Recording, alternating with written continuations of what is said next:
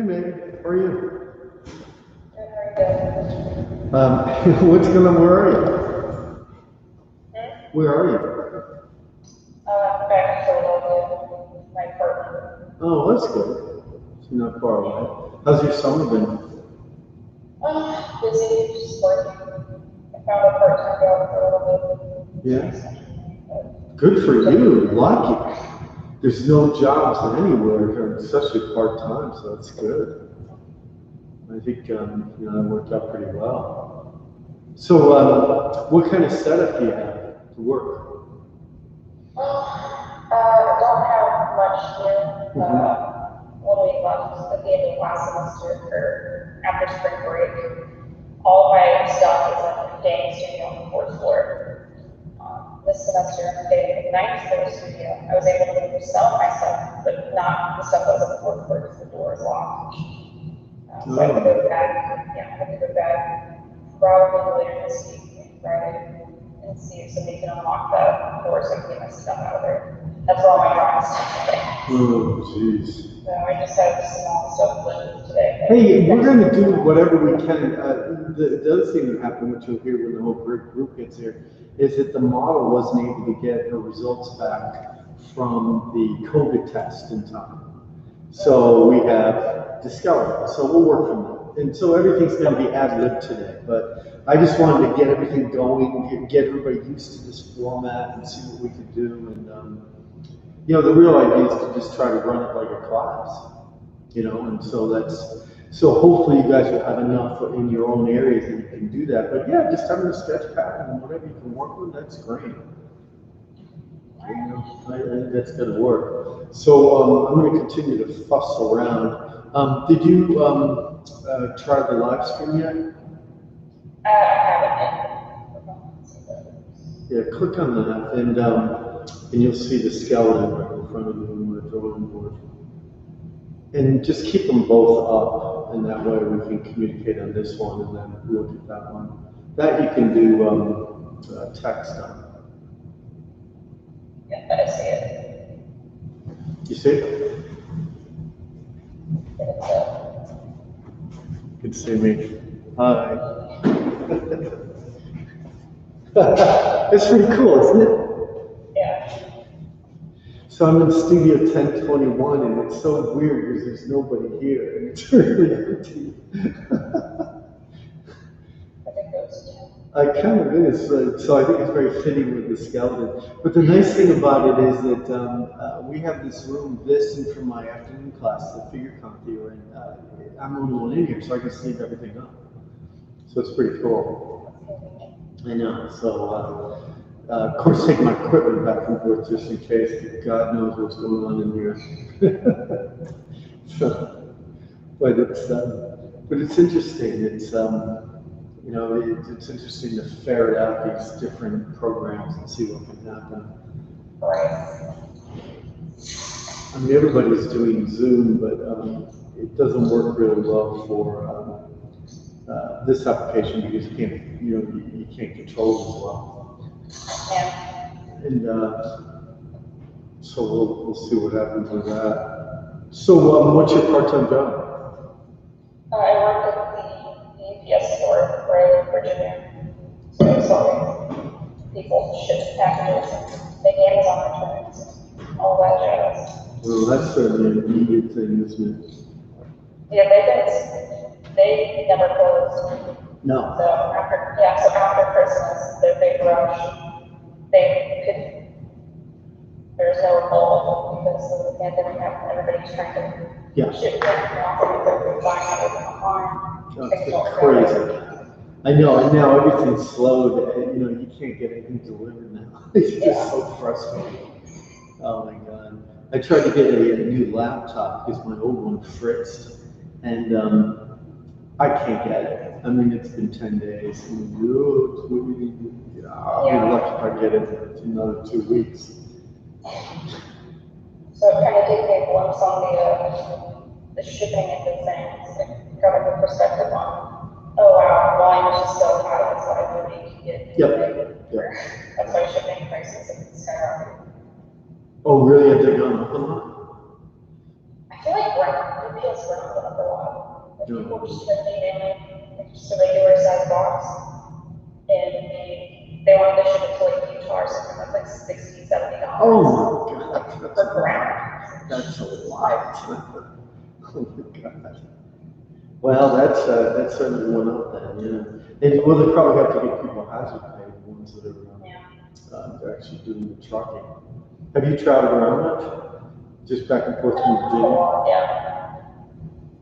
We went up to Maine, and it was actually surprisingly easy. We only stopped once, so we didn't lollygag. It was just trying to get there and back. But the roads were actually pretty empty, so it was nice. That's making it a little better. And then also, there's no traffic in the city either anymore. So you'll find that. I guess if you're getting around, it's not that hard. Yeah. But I guess when things start, people are here. Like your examples, students are here. They're just not in the schools, so you'll be here and you'll be around. So that'd be good. I'll see you here. That's good. Because that's the only thing missing from all this is the interaction. I've been seeing a lot of students because they've been hanging on walls. So, but they're all like, oh, can you look at something quick? Maybe there's some kind of connection. Yeah. Oh my God. So have you been doing any art? Not as much as I'd like to, or should.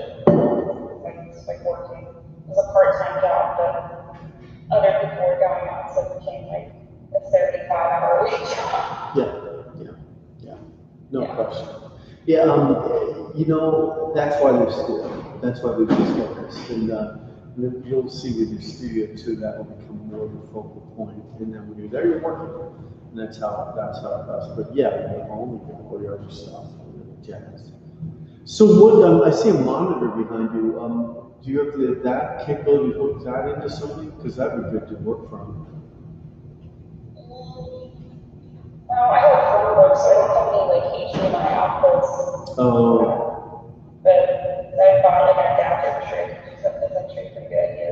Yeah, because then you get it. Because I think that's the only weakness to this whole thing is, when you're close, no problem. But that way you could actually set it up so you're at your easel and you can work side by side and have the image be about the size that you can see it if you're in the classroom.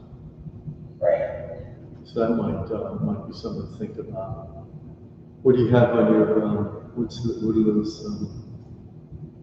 Over here. Yeah, that's art, and then there's on the other side you have flags. Well, those are cool. Look at that. Decor. Very nice. I have some tenants up there. Tenants, that's what I was thinking of. Yeah. Very nice. Very nice. Yeah, it's we need more stuff. We have to bring in some stuff to put on the walls here just to show empty.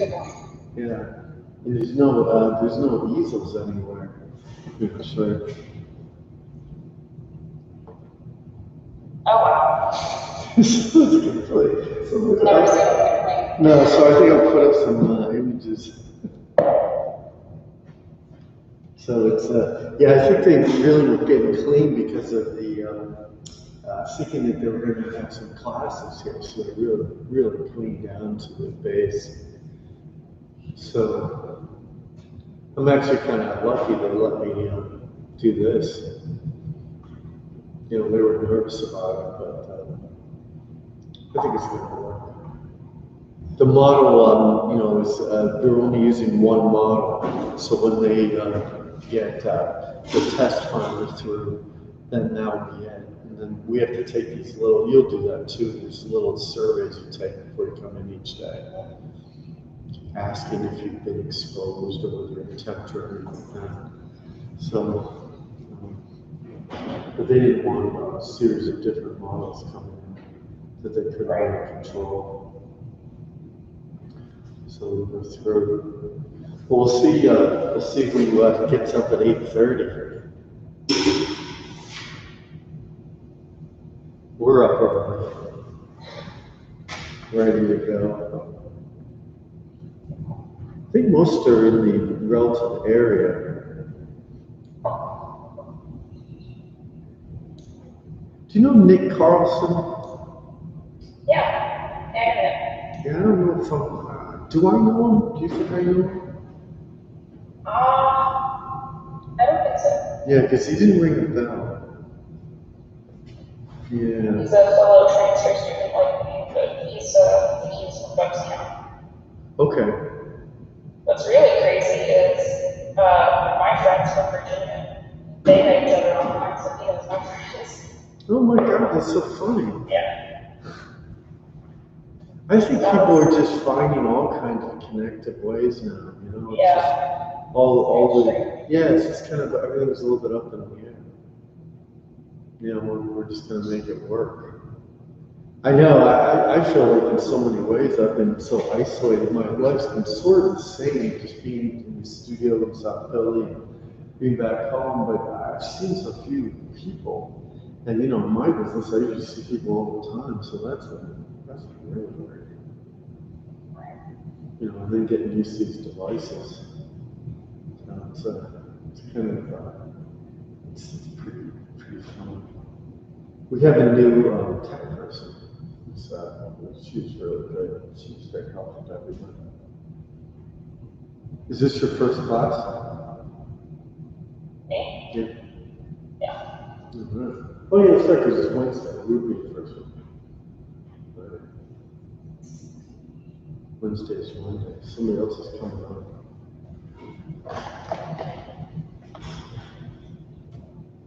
Hey Rebecca, how are you? Nice to see you. Boy, that looks pretty there. So Rebecca, did you try getting on the web stream?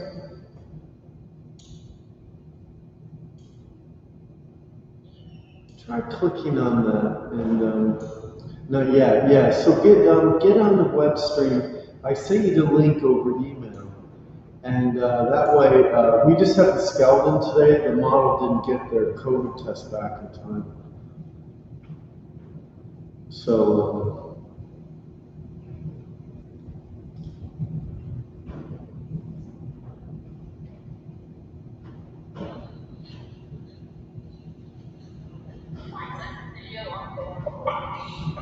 Oh yeah, I see you.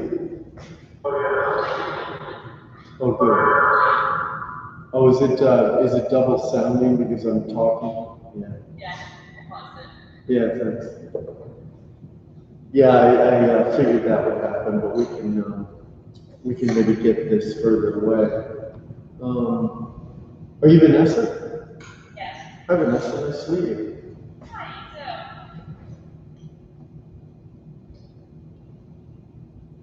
So,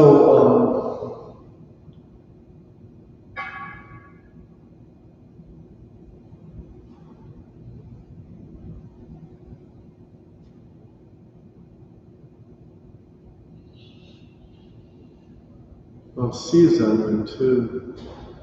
I see her.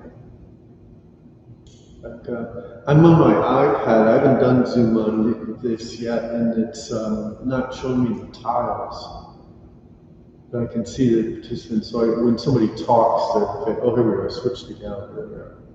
I should do that. Okay, good. Now I got it. Okay. Very good.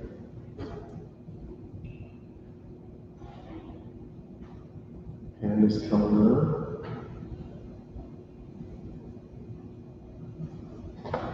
Hi, Sia, how are you?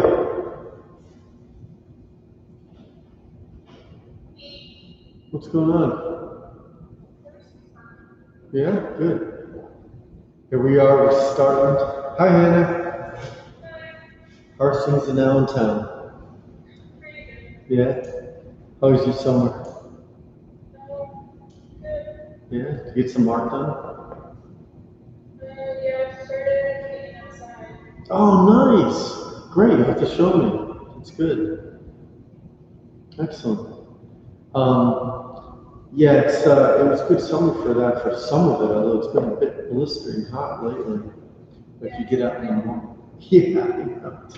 So we're back to it again tomorrow, so we'll see what happens. So do you have, do you guys all have your drawing materials? Good. Okay, good. So Rebecca got so we were getting on the live stream link. Those things you have to keep the volume off because it'll be a double volume. So I'll tell you when to turn it on, and then we can switch back and forth between the two materials. I'll just have it on when I want to say something to the group. Maybe I'll just do the volume through this, make it simpler, and then keep that going. So that's the only bug to work out on this. We have a couple more to see if they come in. I think some will be late, but we can get started before that. So part of what has to happen being here on campus is you have to get these handy little wristbands, and you get these by going in the guard's desk, get your temperature checked, and you have to fill out a little questionnaire about what exposure you might or might not have had over the last few days. And then they give you a little mark and check, and then you can go through. But before that, they wanted everybody to start at ground zero and get a COVID check.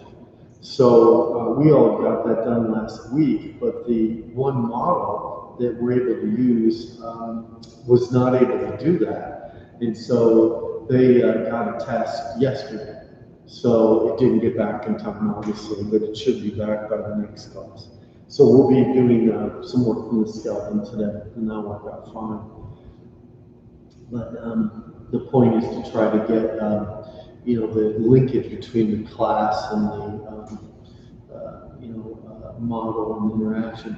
So what kind of screens do you all have at home? Do you have a larger monitor? Megan and I were talking about that earlier. Vanessa, do you have just a laptop? Yeah, just my laptop. So if you kind of put that up higher, and put it up to full view, you should be able to get a pretty good thing. Hannah, what about you? Do you have a monitor or just a laptop? Yeah, same thing. So I think you'll just have to just zoom it in as much as you can. The nice thing is you'll be able to get it larger or smaller as necessary. It'll be like what we're doing with the models on those sites, but you'll be able to adjust it more, and I can adjust it. You can just tell me, hey, change that point of view, or we can't see it well enough. We can, react to that. Right now I've got a little bit of a panorama view, so you can get the whole scene. But I can change that. See, what do you have? Do you have your laptop as well? Yeah. Yeah, so if you guys can secure a monitor, that might help.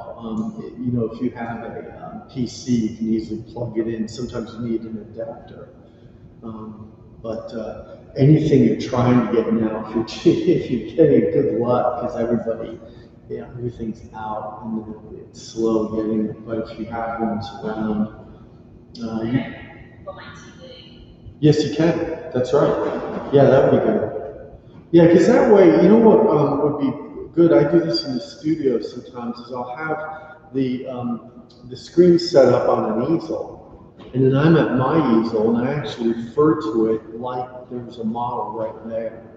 Instead of like looking down at a screen and going over having it on the table. Especially when painting, it tends to work a little better. It also just elevating it can help a lot.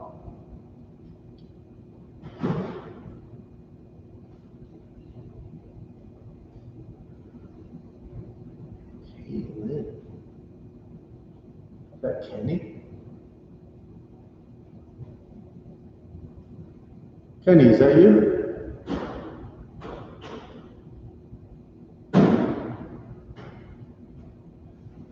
Kenny, are you there? You don't have your volume. You have good earphones. Do you want a phone, I guess? So we're seeing your mouth move, so you can do signals. My daughter does sign language, so we'll have to have her come in and do that.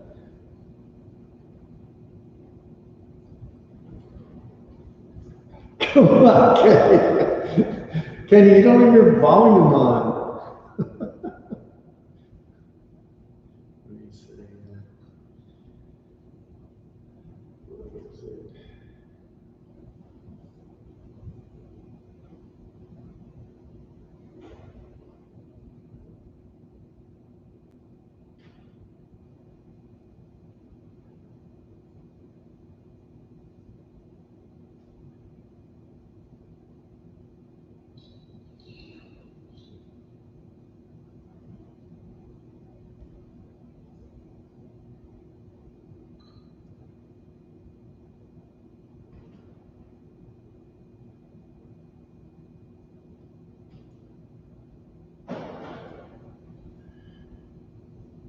There it is.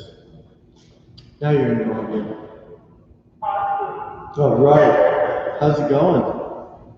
It's going good. Good. I haven't seen you in a while. I know. When you said Mr. Doug, I ain't heard that in a while. I thought that was pretty good. So I'm in 1021, the life class, and I'll show you what it looks like. It's pretty bare. There's not even easels. It's pretty crazy. So that's where we are, and this is the setup that we have. And then that's your camera. So that's what we're going to be working from. And so we'll have like a life class, and the model will be here next time. Maury just came in. That's good.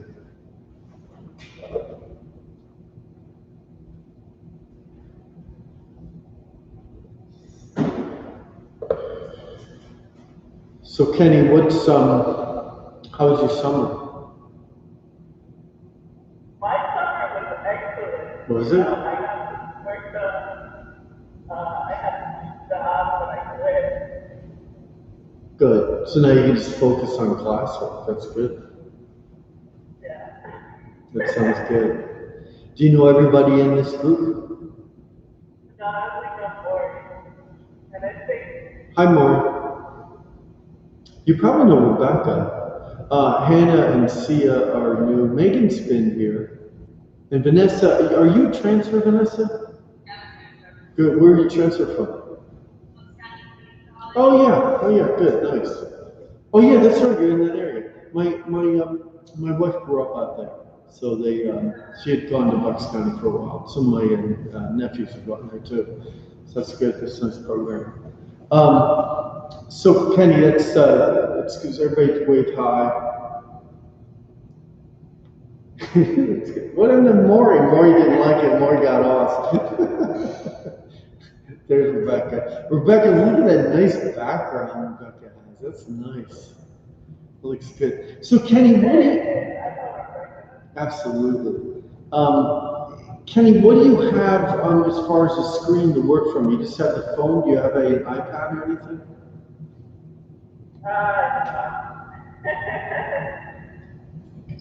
Are you going to be able to get something? I do have a computer, but it doesn't work on my computer. The Zoom doesn't, or have you tried the YouTube? YouTube's working somewhere.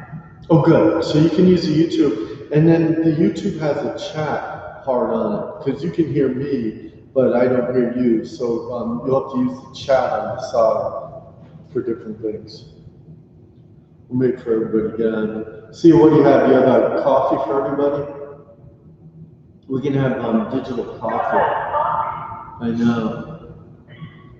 No, it's cereal. Cereal? Yeah? What kind of cereal do you have? What kind? Oh, yeah, that's good. I have this odd mix of different granolas that I mix together, and then also put in grape nuts. So I have to have this right combo. My wife's always teasing me about it. Like if I don't have one of the components, it's not good. Hey Maury, are you okay? How's it going?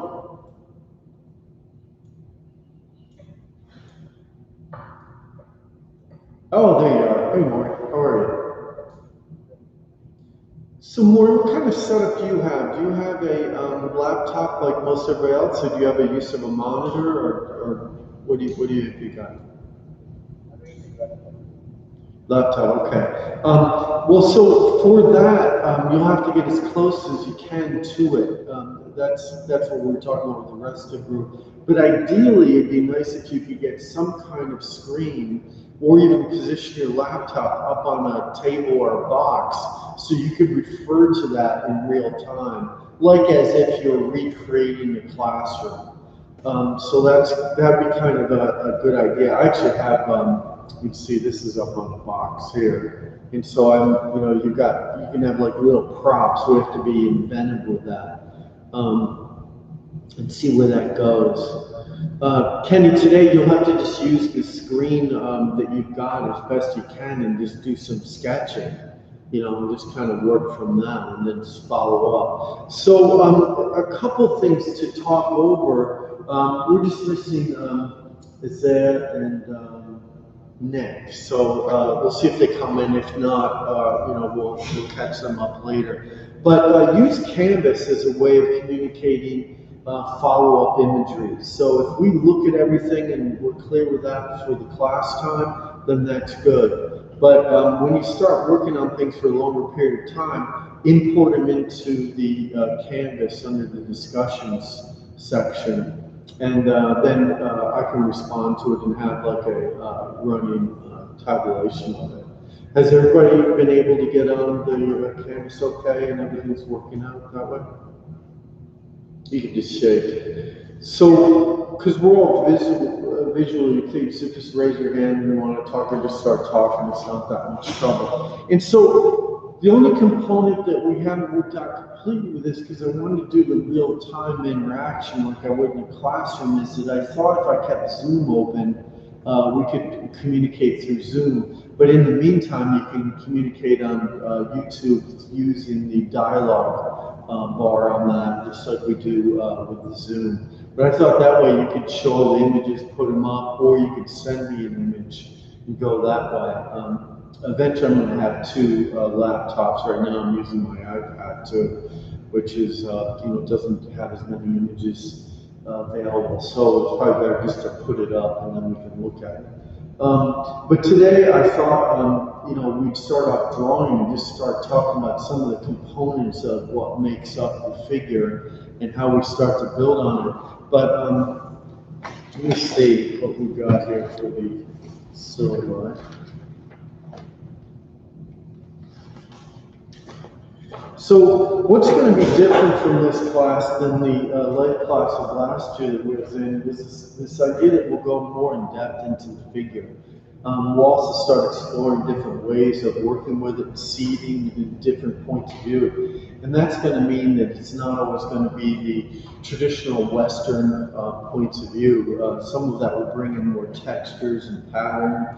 And then others would be this idea of how you can distort or use your imagination to build on things that are there. But I think what is common in all approaches is this idea of the form and the foundation of what we're looking at. So we'll continue to build on those skills that have been introduced already to either if it was from another program like Vanessa's or like Mars, like how do we then start to manipulate that so that you don't necessarily have a style yet, you have a way of approaching the figure which you can start to use that as a catalyst to build other things from.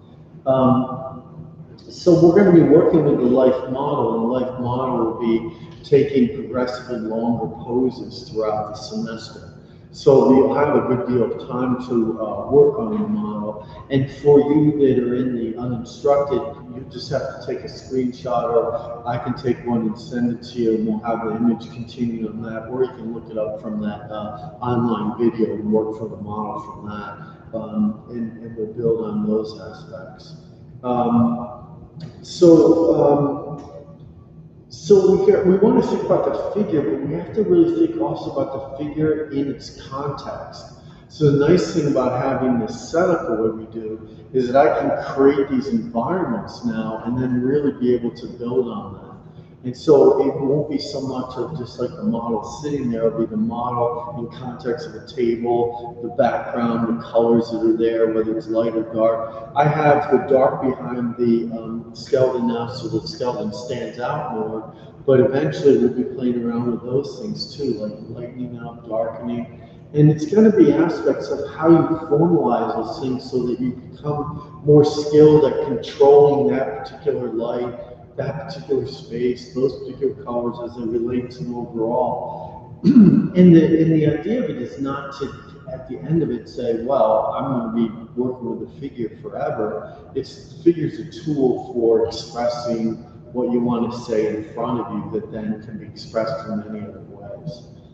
All right, and as always, as you guys know, I'll be encouraging you to explore your individual styles and get that to start to come out. And it'll just be commentary along those lines of bringing those aspects out versus, saying that this is one way to work and that's it. The other thing I'll be doing is sending some PowerPoint lectures or little demos through the format of the Canvas. And that way you can click on them and use them, use that as a basis to kind of, again, a suggested basis to work on versus like this is the only way to see it. So the nice way of approaching the figure, we have lots of options, and the first one we're going to explore is your traditional wipeout method. And the reason for that is so that it relates a lot to the drawing component we do today. Some of you did this already with me last year, but we're going to build on it more. And it's the idea of working from a registered tone, bringing up your lights, and then working with those lights and start to manage them in relation to everything around it. And then direct painting applications, which are numerous, massing in the totality of things, and then starting to relate the colors and masses around it. So, that's where we're going to be going with that. So, any questions with that so far? Does everybody like getting up early again? I know, it's kind of like, oh my God, it's not even light out yet. So I've got in the, what I didn't do in Canvas, because I have it already in the syllabi, is a day-to-day, specific direction. So I'll be adding to that and give you a prompt each week, but and I might go a few weeks ahead, but I always want to base it on where we're going in the class and how I think that individual development is working. So I don't want to be too tied to it. It's more of like an overview versus an actual, this is, okay, on 9/21, new pose 1 week. Well, maybe we'll continue the one that was from before, we don't know. I mean, so that's going to be a little bit more flexible. So just be aware of that as it goes. And then we can continue to do crits and stuff on this as the semester continues. Okay. So has everybody linked up the YouTube? So link up to YouTube and knock the volume down, and we'll do the volume off of this. And so what I'll do is I'll start showing some aspects of, how to approach the skeleton, and then we can recreate that. And then eventually what I'm going to do is get the skeleton more gestural, so that, it won't just be like right now the skeleton's got the one arm up, those of you that see the image. And then we'll go from that to it in different gestures that we might find, and we'll do the positive, negative space, overall massing knot, and then just some straight out drawing of it. And that would be a nice way of kind of easing into the whole scenario. But we have a nice rich dark behind it. Everybody just tell me when you have that. Okay, Vanessa's good. Megan's good. How do you link to YouTube? I sent you a link this morning on your email. So look for that, and there's a bar you can just link onto. Hannah, did you get up? Yeah, I know. Okay. Kenny, were you able to see it? Yeah. Kenny, with yours, you're probably going to have to knock your video down on the Zoom and then bring it up on that. Just go back and forth. Or you can just watch it. Well, like you can't use the camera for 2 applications at once.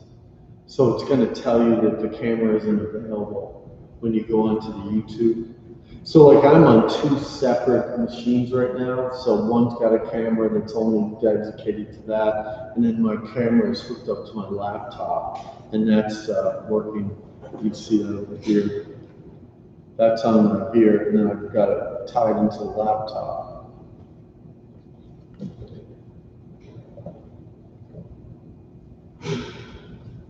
So that way you can see it. Yeah.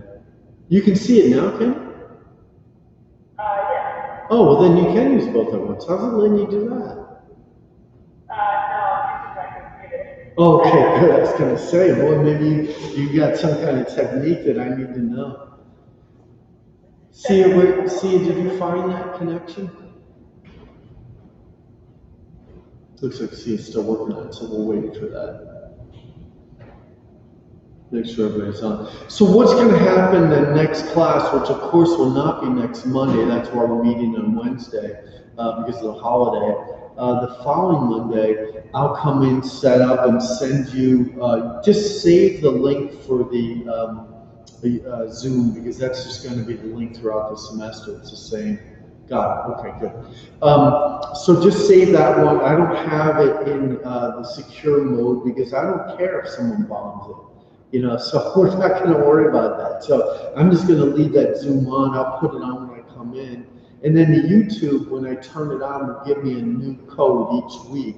And so I'll send you that code, and then that's something then you can get on. So what you'll do first thing in the morning is just get on both of those, and we'll say hi on Zoom and then start on the model next week. All right, so I'm going to switch over to the scene. Can you still hear me? Yeah. Okay, good. All right, so let's see. So that looks pretty good. And we can also bring, I have this now set up so that you can see the drawing board and the skeleton at the same time.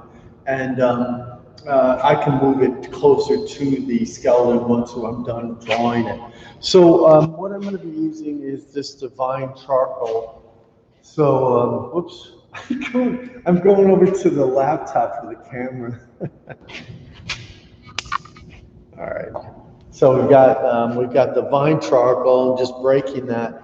So when you start it, what we want to do is think about several aspects of what is happening in the figure. The first would be just working with the oval for the head, neck, shoulder, rib cage. And we're going to have, can you see that enough? Or does it need to be darker? Oh, yeah, that's good. That's better, darker. Okay, good. Okay. So then what we do is we'll do that same division that we had done with the heads high. So I'll do this over here. When we got a full figure, what we're going to do is we're going to do a line, split it in half, make sure this equals that. That's going to go up a little higher. So this will be half. Then we'll split that in half again. Half, half, half, half. And what this will become is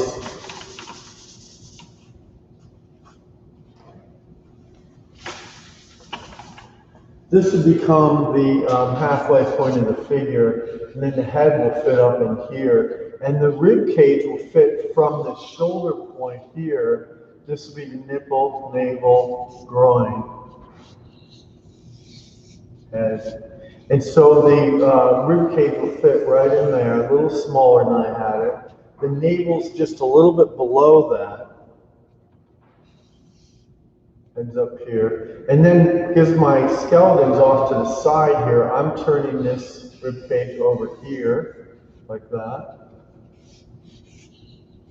And then the spinal column's coming through here. And then this will be the pubis symphysis. So this is at the middle point. And so I'll come up here. And this pelvis.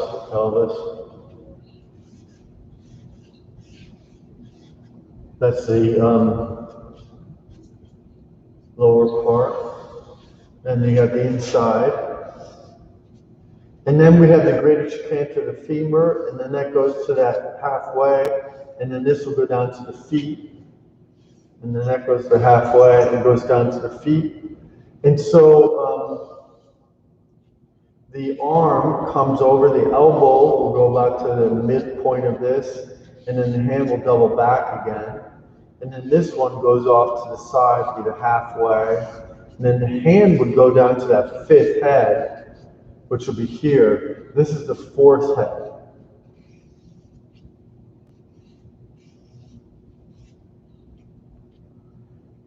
And then we can start to flush it out. So when you get it more specific, you can get the spinal column in, sternum.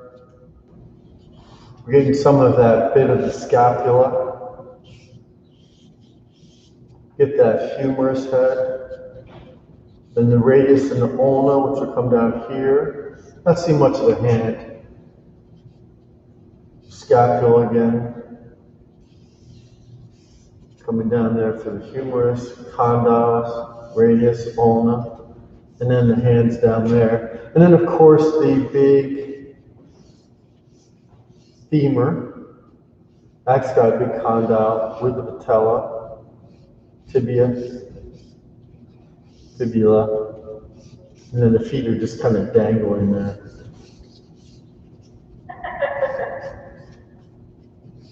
Now we'll bring that down. And then for the head, when we get that, we'll go, I'm going to have this off center. And so very seldom is that split going down the center of the face, right in the middle. This is going to be a little bit off center, and then this will be right through the middle again. And then you do one orbital, and then we'll do thirds, going from the forehead, 1/3, 2/3, 3/3, and the mouth's in between. And the nasal comes up, goes around, goes around, goes up to the maxillary, mandible, and around there. And there's your head. All right, so that becomes like this halfway, that's the halfway, and then that builds off the cervical vertebrae. And then you can start to become more defined.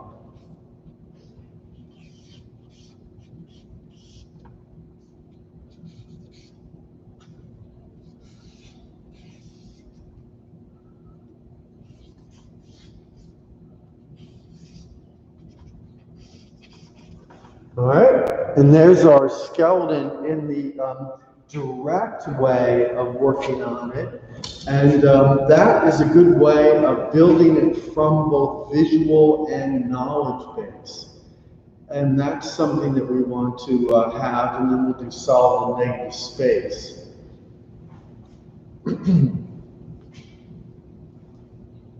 And we can work on that a little bit more.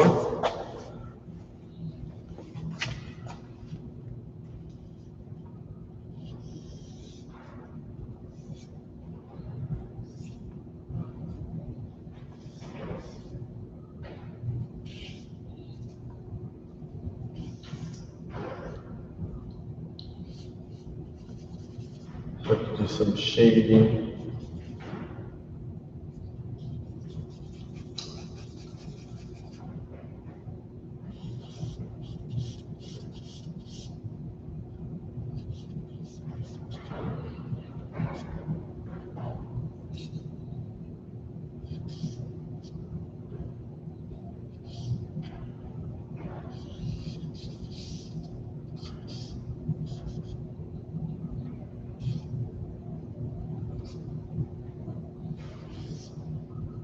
Get that greater trochanter femur a little bit bigger.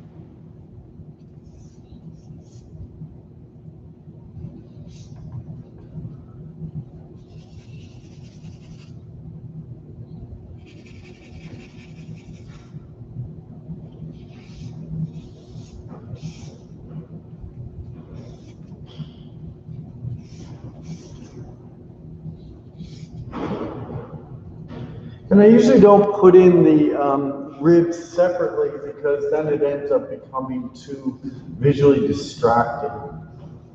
So I want you to see it a little bit more in volume. But it's important to think about the clavicles, sacrosternal notch, clavicle coming across.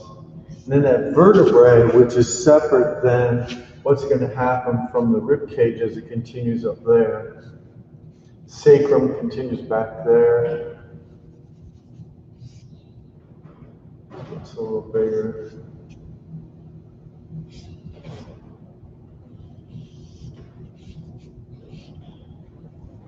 All right, so what I want to do now is check to see what everybody's done. So if you show it to me separately in each one of the bars, I can comment on it. I want to make sure everybody's on the right track. And then what I'm going to do is start to be gestural with this figure. And we'll do several versions of this in a row. Then we'll do solid, then we'll do negative space. I got to remember to use this camera.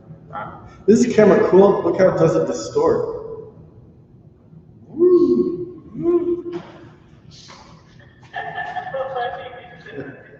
All right, so Megan, let me see yours. You can see. Yeah, you can see it now.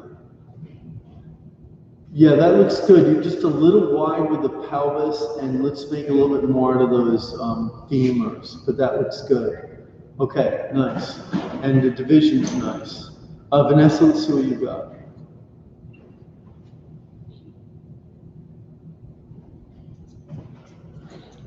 So Vanessa, get a little bit lower with the rib cage, and you want to think about that rib cage separation. So you know what I'll do is when I'm done with everybody, I'll go back and divide that a little bit more because you have a little too much space between the bottom of the rib cage and the pelvis. Yeah, and so I'll go over those divisions. I went over fast. I'll do it again slower so you got that. Sia, what do you have? Can I see it? Yeah, you're just too big with that rib cage. So I'm going to go over that division again. The rest of it looks good. Looks good. And Hannah from Alaska.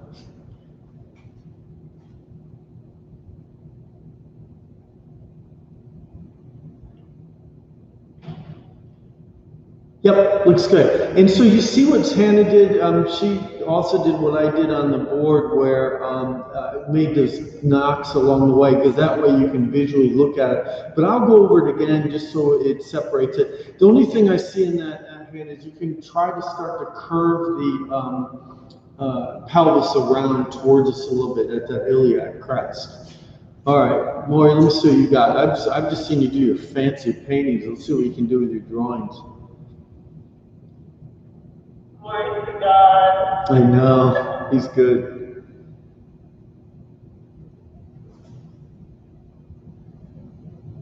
Yeah, it's gonna be a little light. It's gonna be hard for me to see. Let me see. You know what's better if you angle it? Let me see towards your right. Yeah. Nah, it's not showing up. So next one, go a little darker so I can see it. What do you think, Henny? Are you able to show us anything? Yeah. The sun's coming up.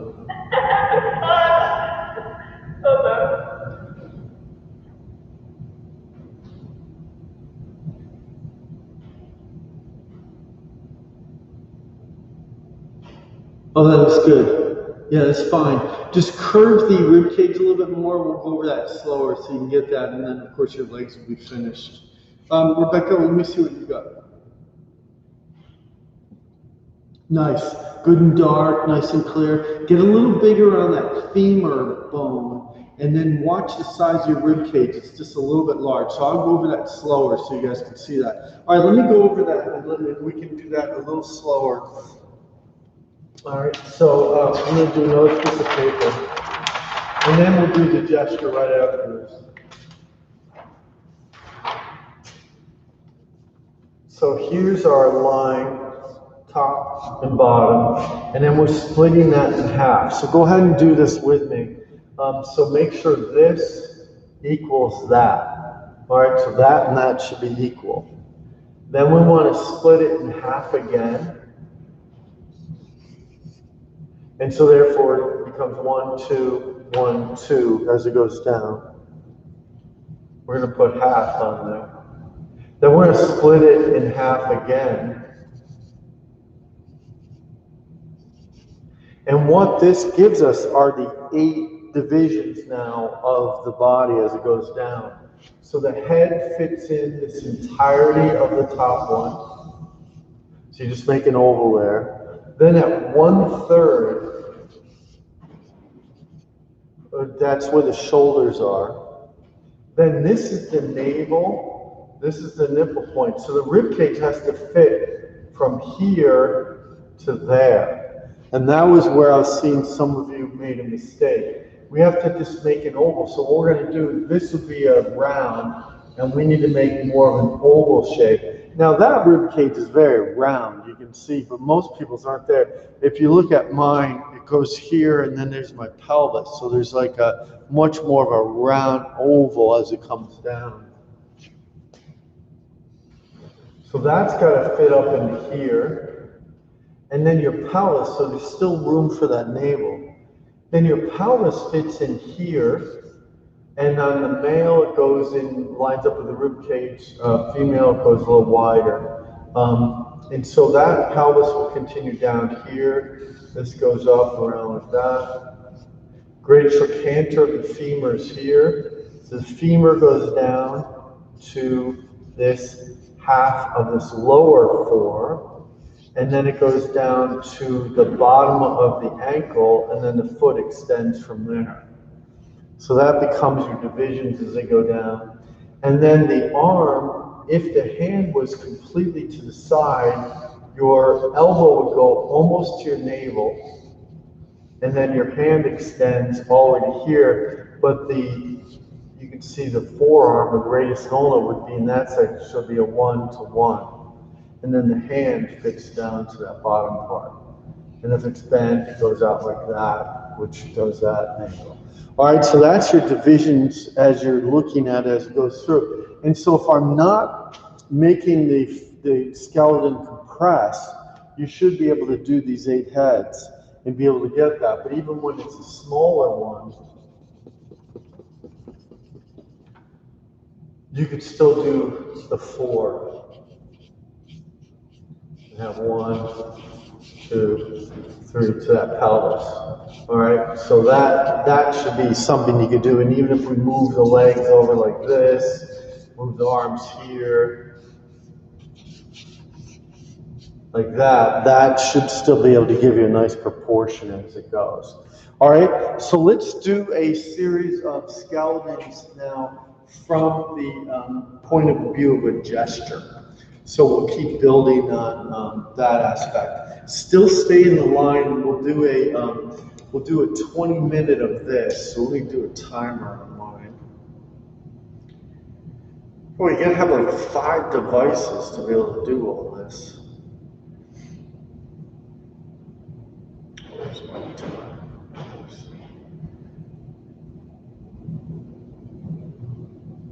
Get you used to your 20-minute blocks.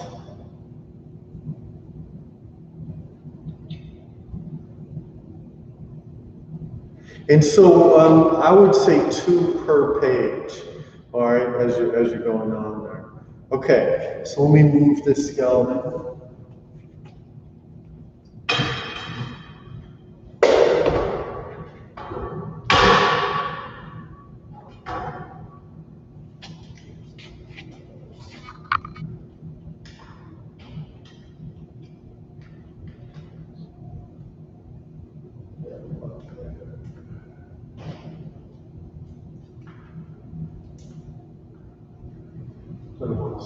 Okay, good. All right, so this will be your first one.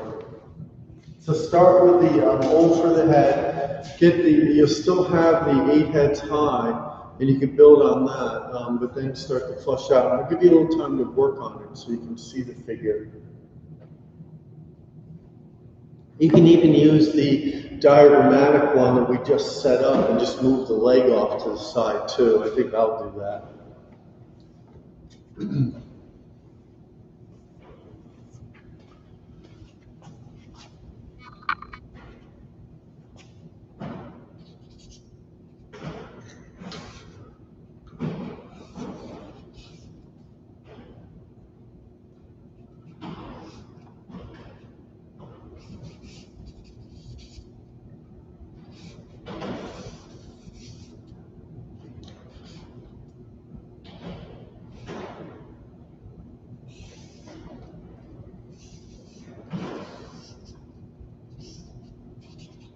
And move that leg over there.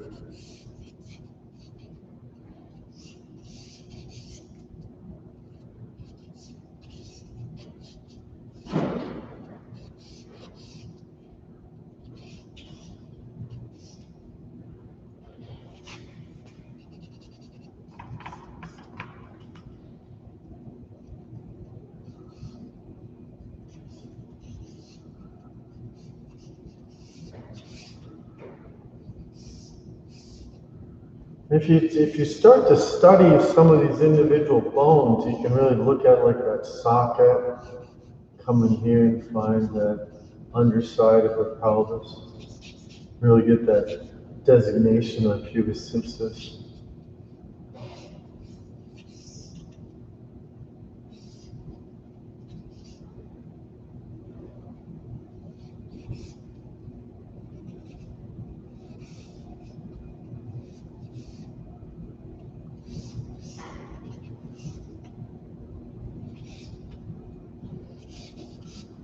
And go ahead and get that head in there. Thinking of the eyes in the middle, right like that. Nasal will come up on third, mouth.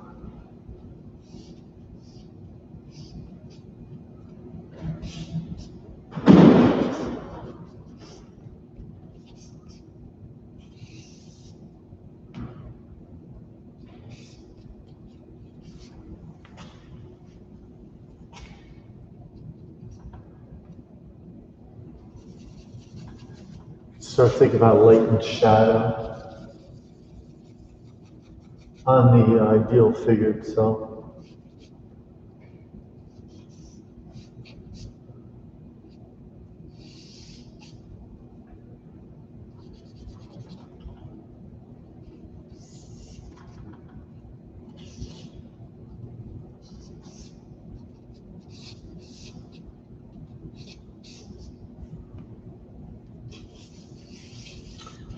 Get the stool.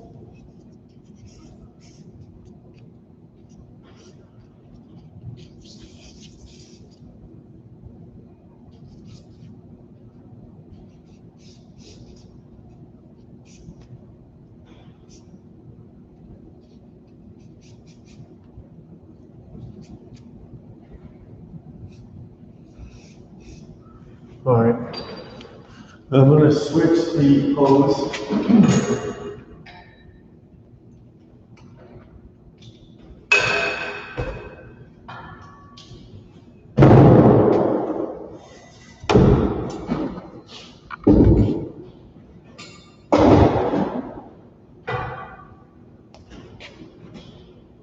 Okay, that's good. Okay, so do this one now for about 5 minutes.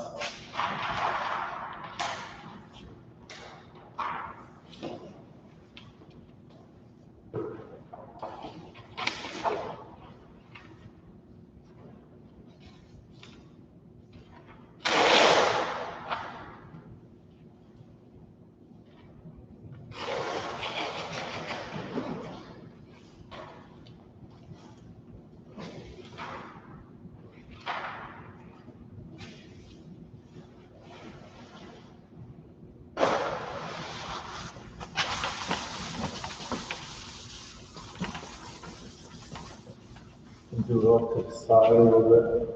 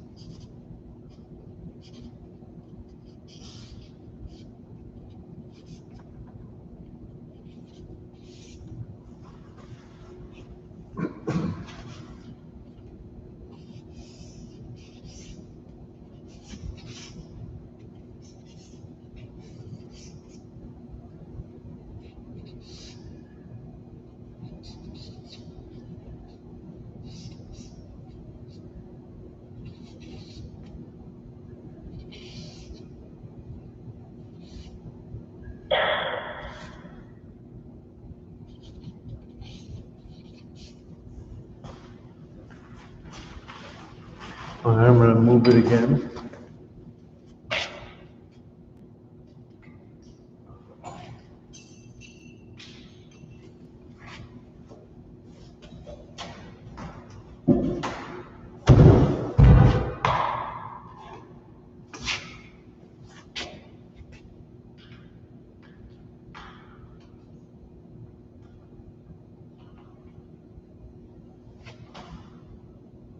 See if it holds.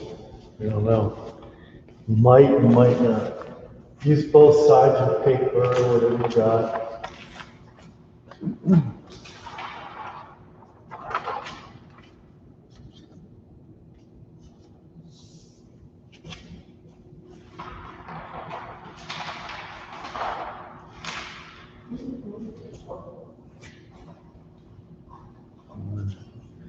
Sorry.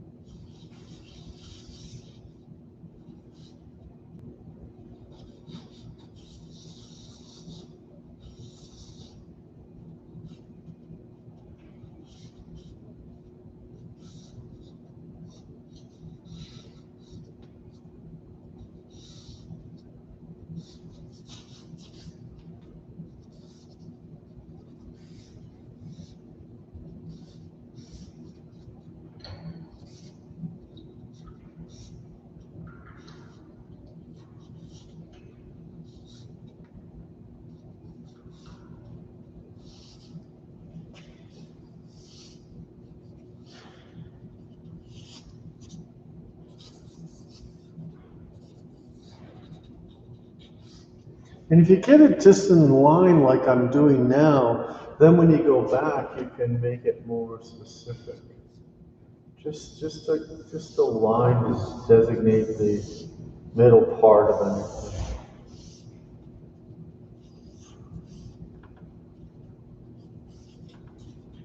And then it can become more drawn to sensitivity.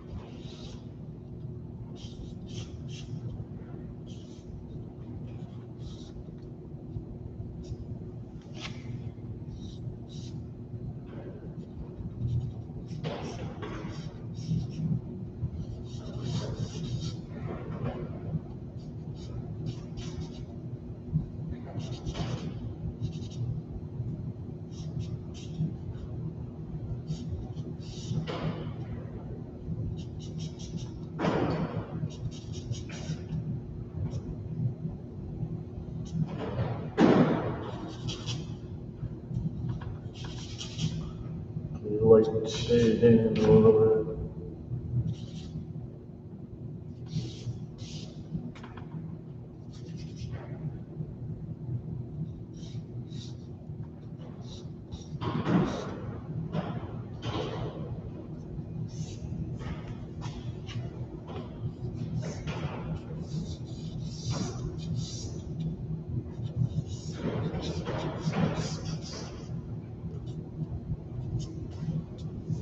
All right, let's move it again.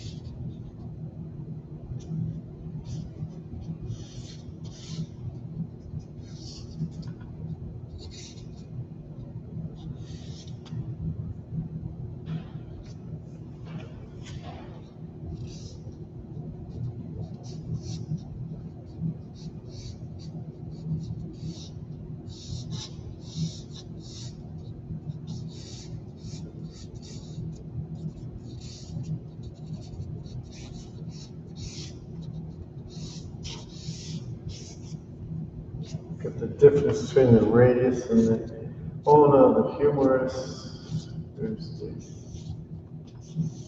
the trochanter. The humerus is up here.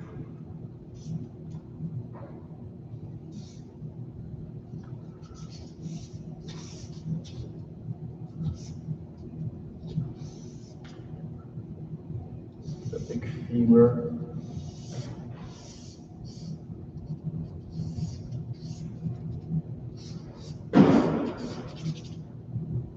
And then get the face in, even if it's suggested, so you can start to get that sense of how do you accomplish the face within the context.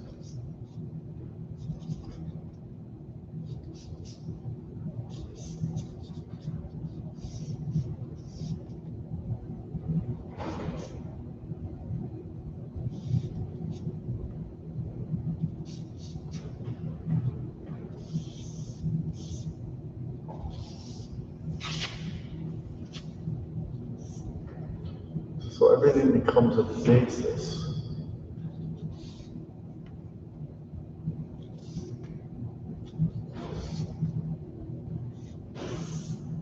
Sternum's really important because that gives us that internal gesture.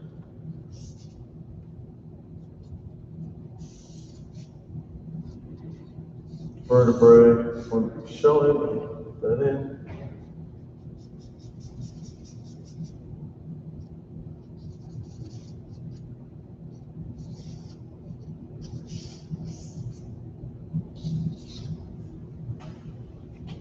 All right, let's move it again.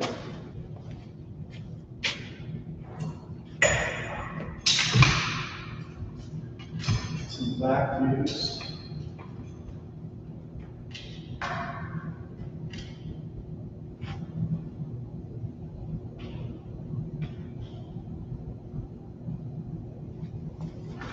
Oh, that was cool.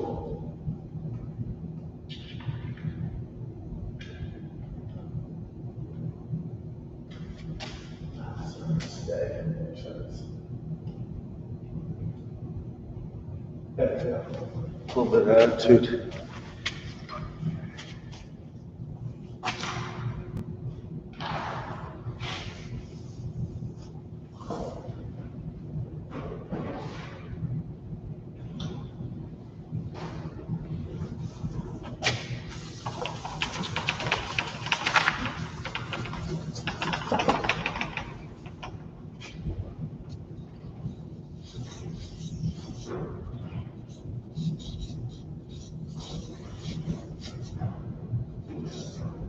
So from the back view, the same divisions are there. The navel will be there, and you're halfway right at the beginning of this great trochanter femur.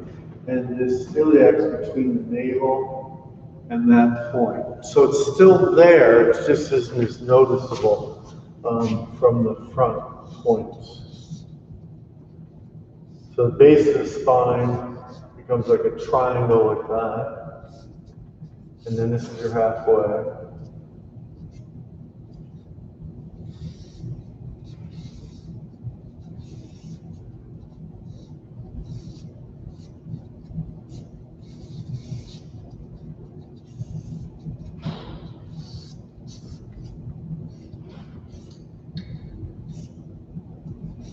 Vertebrae is more noticeable, of course. Scapula. Shoulder blades.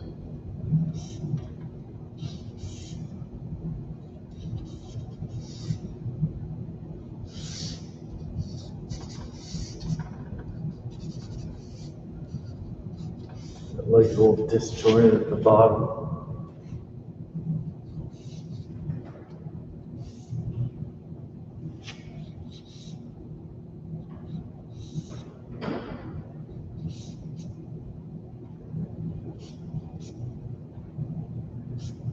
Then we've got the top of the head is a little higher, and then this whole mandible area goes in front of the spinal column up there, which is cervical vertebrae.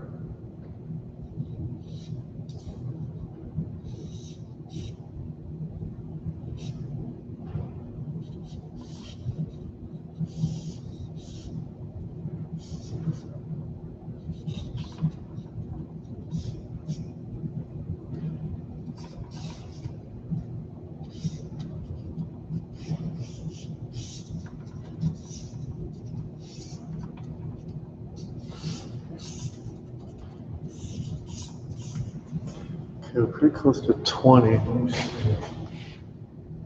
1 minute. Let's just play this one out. We'll continue on this, and then we'll do some negative space after this.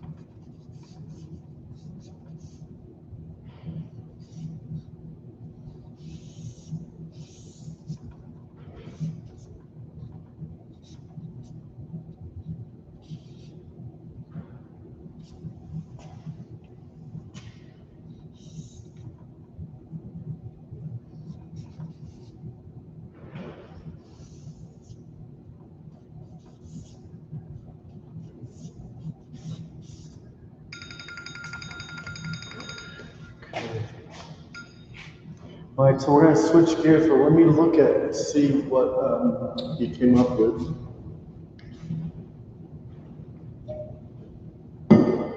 So Megan, you want to start?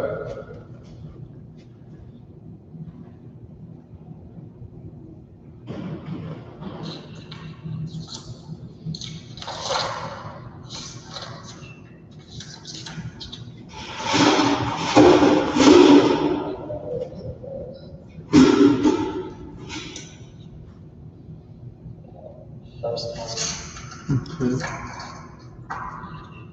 Yeah, go a little closer. Okay, good, good, good. I can see that. Great. So much better in proportion, Megan. Much, much better. Really getting it. And you also have a nice gesture in it, too. Good. Yep, yep, I can see it. A little wide in the upper body, so watch out for that.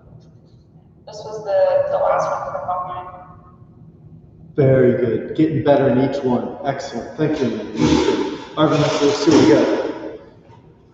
Let's do it for Bucks County. Oh, this is the first one. Nice, nice. Much better, much better.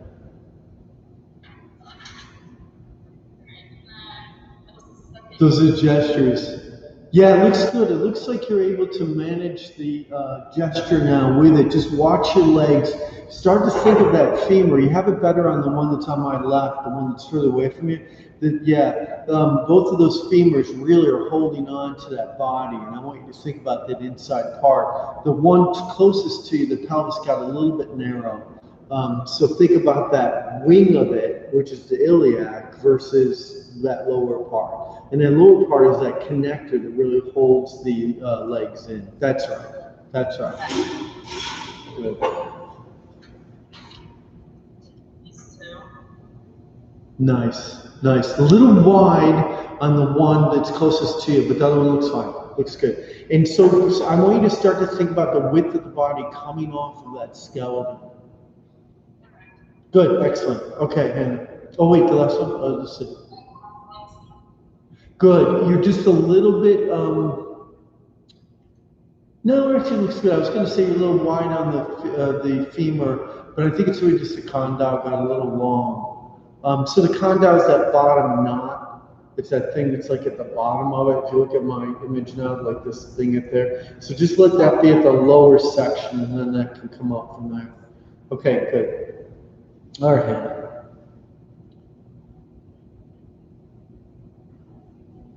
Good, I can see that well. Yeah, nice. You just have to work a little faster.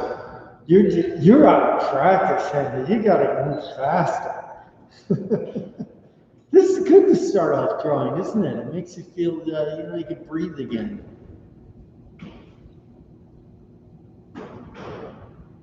Yeah, good. So when you're getting to the point where the gesture is mostly out of those legs, speed up on that upper part and just get those even singular lines in there. And you started on the one on the left-hand side. The other thing you might want to do, Hannah, is work a little smaller. You know, so if it got smaller, I think you'd probably fit more in, and then go from there. All right. All right, Mari, let's see what you got. Good, I can see that better. Thank you. When you bend the leg, just make sure it extends out enough that if it was straight down. So what you might want to do is do a measurement of what it would be if it was straight down, and then just turn it to the side. Just get that. It's probably right, but it looks like it could be a little short in that bend. Pelvis to rib cage looks good, and then the head often has to get a little bigger once you get done with the rest of it. It doesn't always fit size-wise.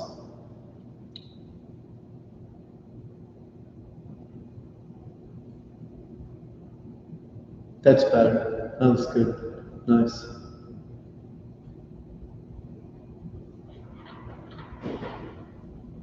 Good. Really captured the gesture in that one. You know what I like is I like that rib cage, the way it's really pushing out. And then I'd like to see the top of that pelvic bone a little bit more, but the leg to the knee is good, and then the head to the rib cage is good. Very nice. Very nice. Are you using charcoal now more? Good, good. Yep, that works great. So you just need a little more time. That looks good. Let's make sure that when you think about that rib cage versus like coming out this way versus the spinal column, which is going inverted, let's make sure that that front of that rib cage starts to get that direction of the figure as it goes around. All right? Good. And no time for the head. Yeah, we'll get that head. I'll give you a little more time. These were quicker. We're going to have more time as we go. Do you have the last one? Yeah, it is. It looks good. Very nice. Yeah, now I can see that front edge. The legs look good. They have a nice gestural quality. There you go, Lori. That looks great. You're warming up. Looks really good. All right, Mr. Kenny, what do you think?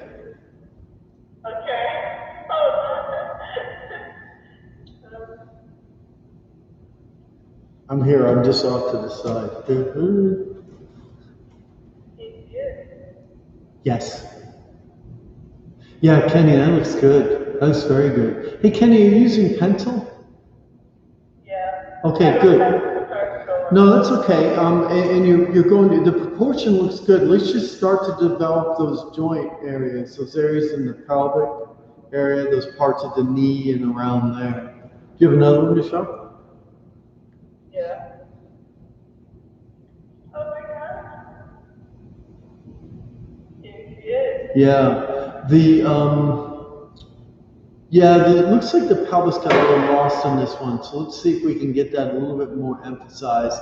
And then the length of the femur to the radius and ulna looks a little short. So go back and check that. And so what you might want to do is do it as if it was going down vertically, and then just turn it to the side. The only way it gets shorter is if it goes in perspective towards you. Okay, good job though, Kenny. Good. All right, Sia, let's see what you got. Oh, those are clear, Sia. Very nice. Yep, developed very well. You're still getting a little big on the rib cage, so the one that's furthest away from you right now has the right size rib cage. The other ones are a little bit large, but that one you want a little bigger head. But I like the way you start to develop that pelvis. You have a good sense of where the leg is oriented. And let's make sure that femur becomes larger than the tibia and the fibula. All right, so that can become more of your strength, and that's the upper leg bone. All right, but it looks good. Nice. Very good. Better with gesture as you went. Now let that back here. Yep, I think your gestures are getting better. That proportion's fine. You're just a little small on both of them, as in short with the pelvis. So just make sure that, particularly that underside of the pelvis, gets a little bit longer. Okay, good. Nicely done. All right, let's see, Rebecca. Good. Nice proportion. Nice upper body to lower. Gestures nice. Good. Very nice. Very nice. Good. You just got a little small with that upper leg, that femur. Just get a little bigger with that bone, and see if you can go back and find the face. I'll give you a little more time on this one. Nice gesture, very good. So when you're getting that 3 dimension of the pelvis, really bring up that iliac and then think about that underside with that ischium, that underside of it versus the other. But it looks good. Yep, and get to the face too. I'll give you more time for that.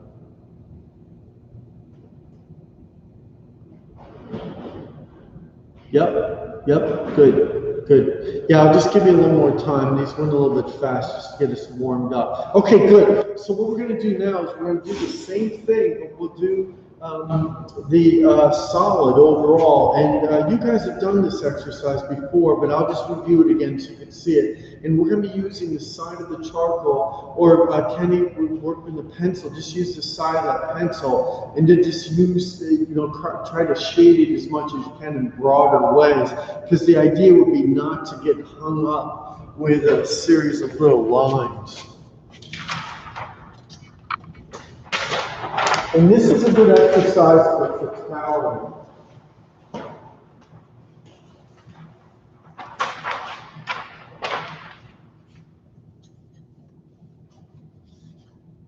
Let's keep it the way it is there.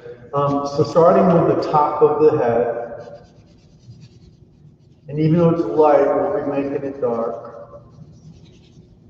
Just using the side of the charcoal.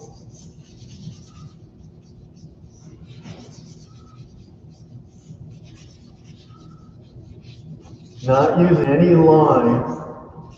And this is a great exercise for how it links into painting.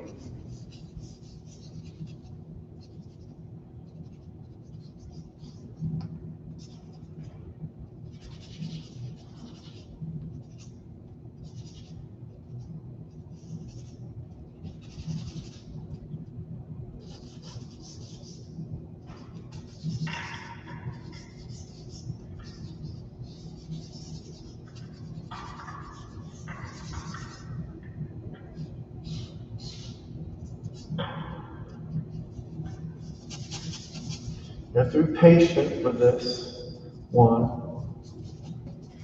And if you make a mistake, just erase it. It doesn't matter. It's not cheating.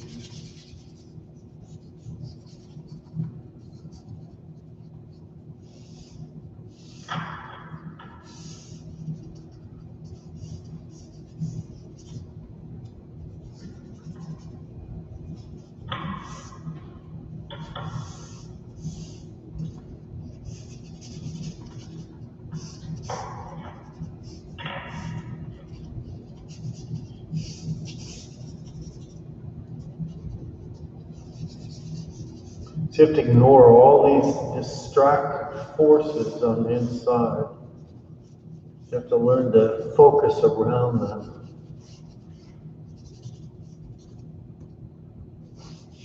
All right, so that's the figure in solid like this. And it's built not from a series of lines where we shade in, but it's this idea that almost a piece of clay is being used to build each one of them. After this is all in its totality, then we can refine it more. So go ahead and start. And let me set the timer again for 20, so it just gives us a base. Okay.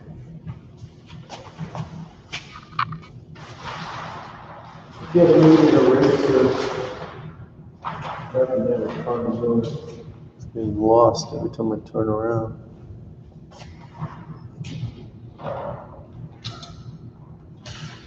Oh, there it is. Use that to clarify.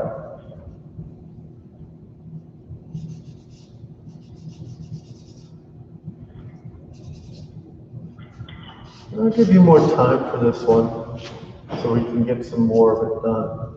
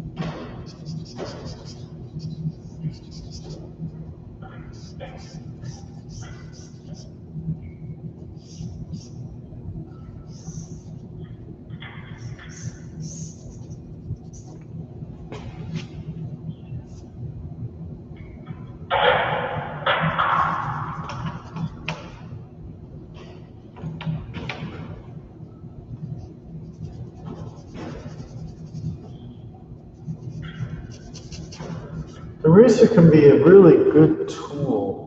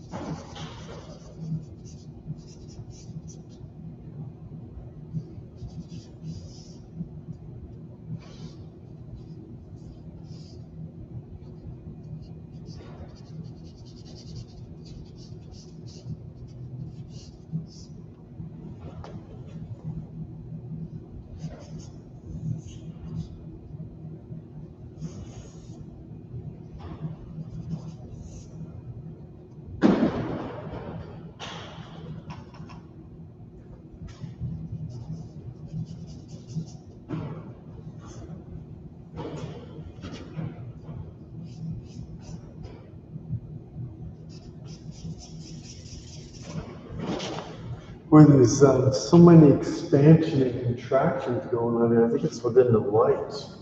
It's making a lot of noise. Things you don't hear when there's a class going on.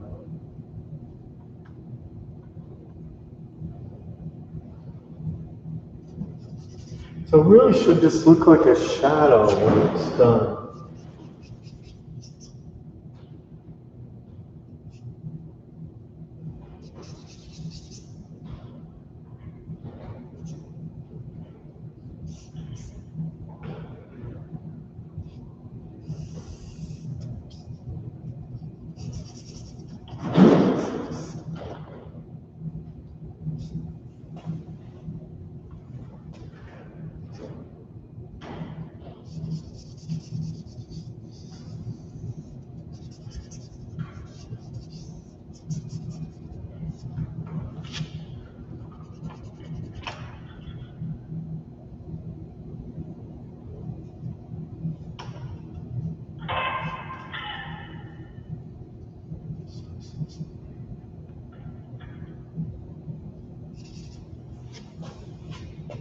And then it can become, pretty developed the more you go on it. All right, let me start looking to see what you guys are coming up with, see if there's some good direction. Keep working as I'm looking. Megan, go ahead and show me.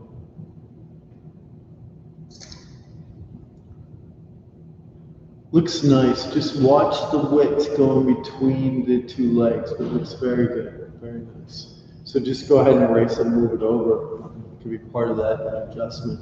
All right, Vanessa, let's see, because this is new for you. So this is going to be a big part of what I'm going to emphasize throughout classes, is seeing the form in totality, and either through negative space or positive, and that way we can start to register things in these solids that we can relate.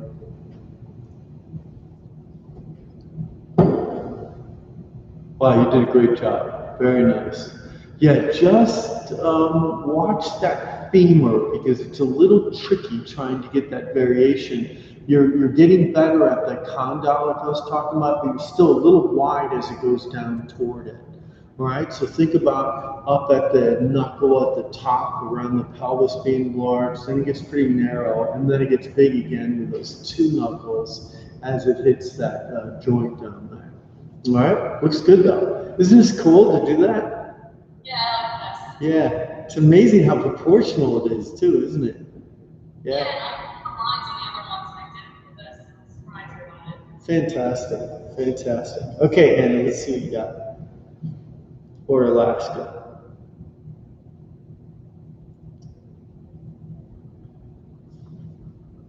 Very nice, very nice. Just watch the length of your legs as they go down. I think the upper body is good. Just keep working that racer in there and get some of those spaces between it so you start to really feel that form.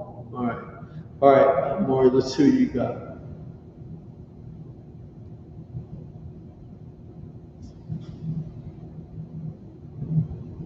Good, good. You're getting a nice bowl for the pelvic area. Just make sure at that upper part of the pelvis, you can really get that curve of the iliac. So you've got that sense of the shape coming down like the V, but think about that round that's at the top. Kind of like what's in this structure up here. You know, a little bit more of an anchor point. The upper body's looking good, and you can use that eraser to kind of build back in there. Looks good. Nice. Yeah, I like it. All right, Kenny, Mr. Kenny.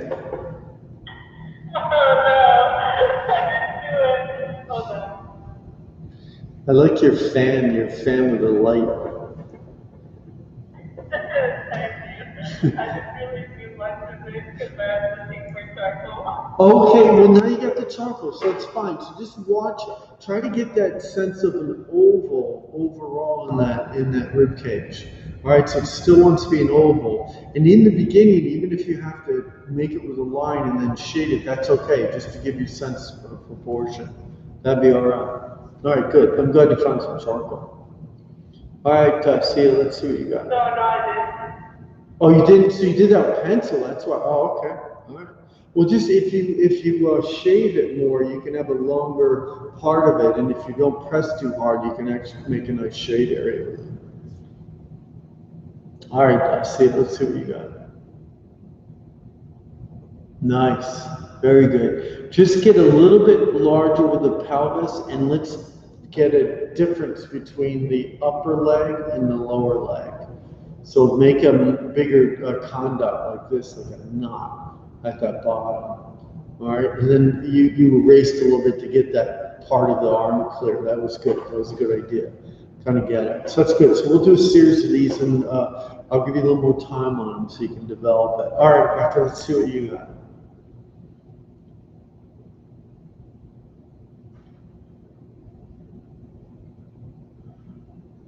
See, it's got a cat face. That's good. Oh, nice, Rebecca. Very good. Yeah, you're just a little bit small, both length and width in the bent upper leg. So just in that one part of that femur, just get that a little bigger. The upper body looks fine. Looks really good.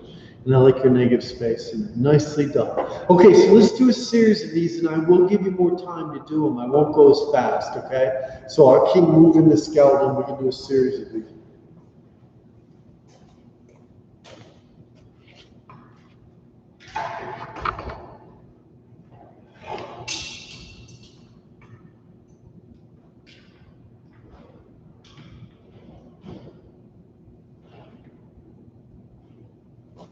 Okay, good. So this will be it.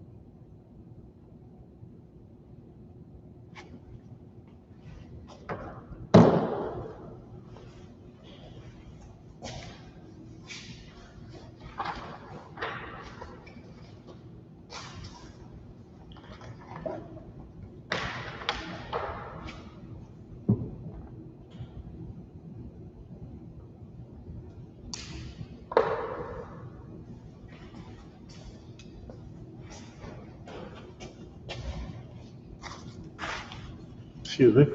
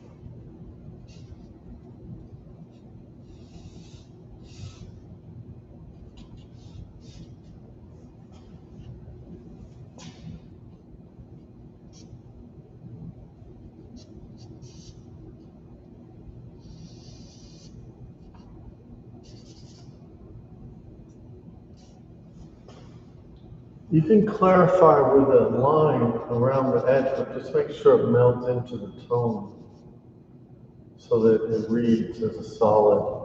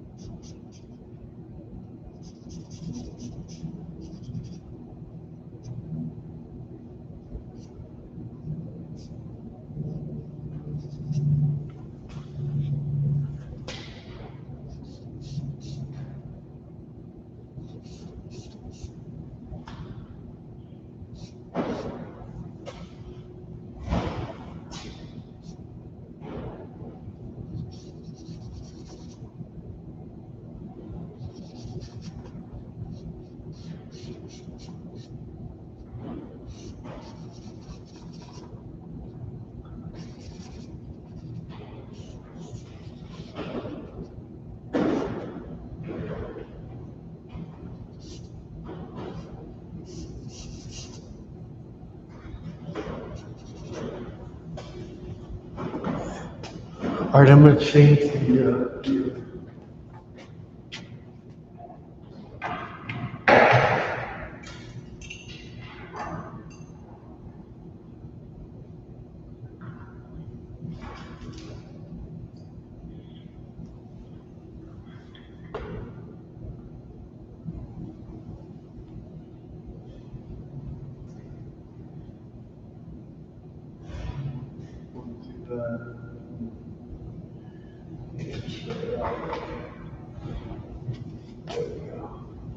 There's good, that's gestural. All right, nice and solid.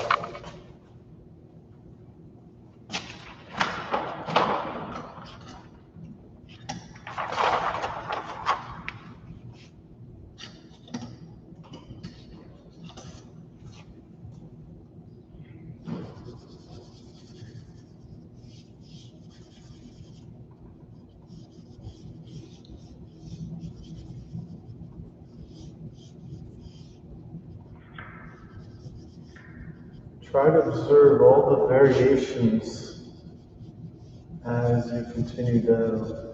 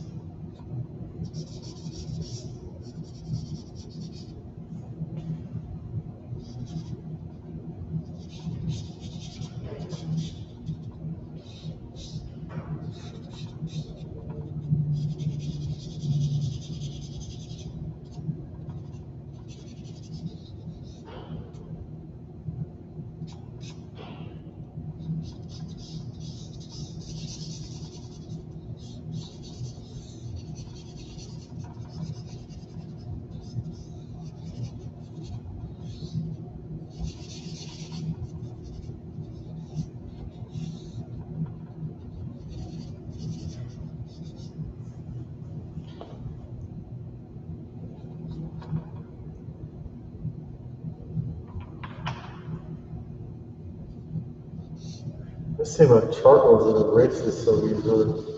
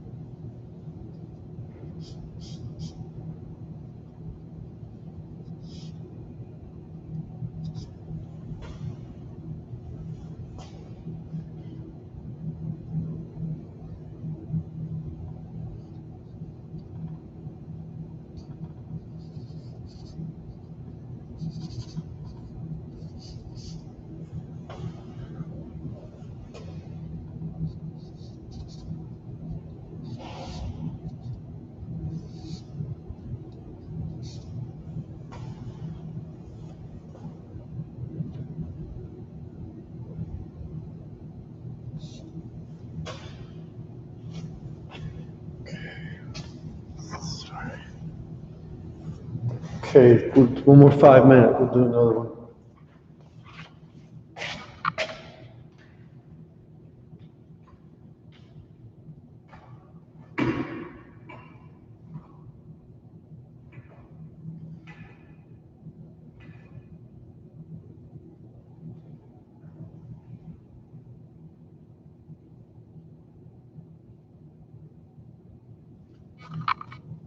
That's a good one. Okay, 5 minutes.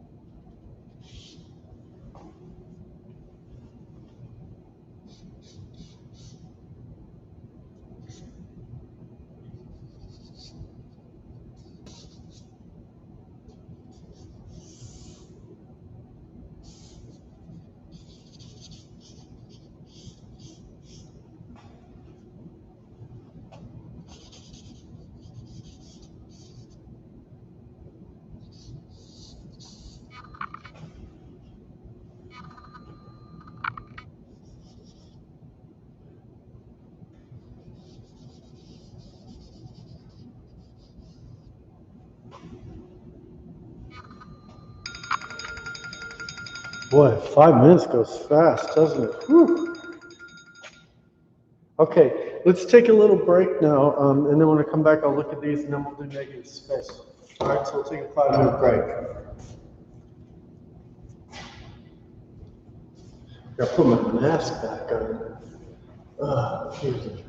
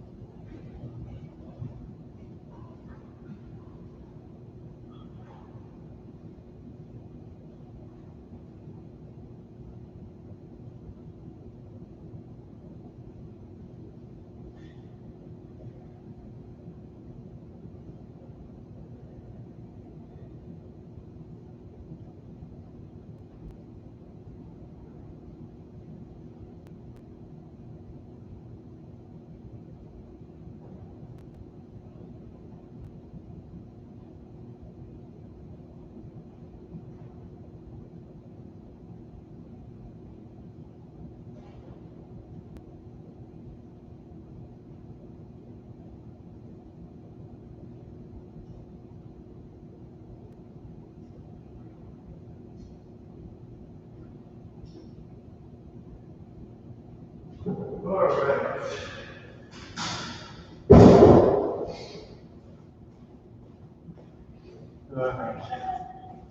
she is a stupid mess. Okay, so let me see these last ones, and then we'll go to the solid, the negative space, and we'll look at those. All right, so Megan, you want to start? Sure. This is the first one I went back and tried to fix it. Better, much better. Good. I like your refinement. I think that's actually helping it a lot. It's good. It's not making it look stiff or anything. It's actually helping describe it. Good. More gestural. You have more length in there. That's better. Excellent. Good.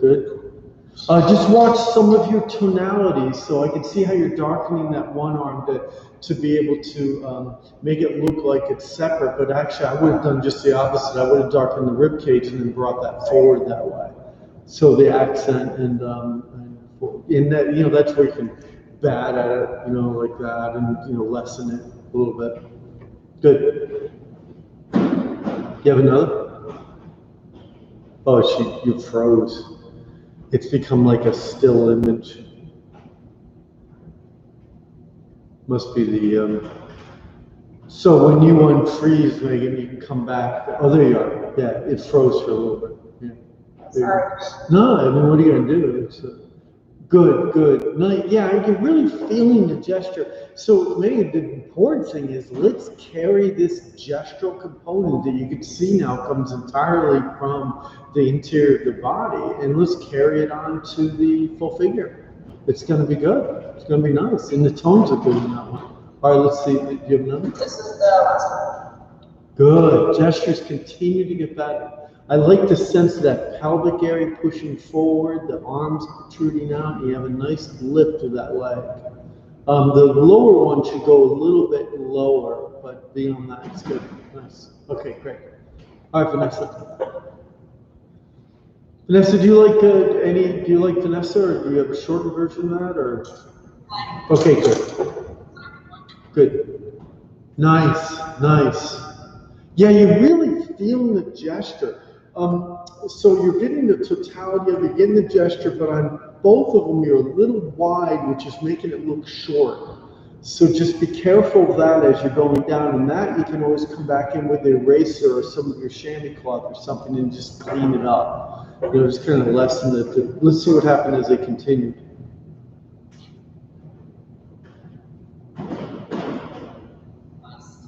Yeah, see, that worked out better. And you handled the profile nicely. Often when somebody does a profile, you kick that width of the front, and or you get overly narrow, and you were able to process that pretty well. You got a little bit messy with that joint at the knees again, so just be a little cleaner with that. But that whole upper body reads very well, including the profile of the face. Yeah, good, nice.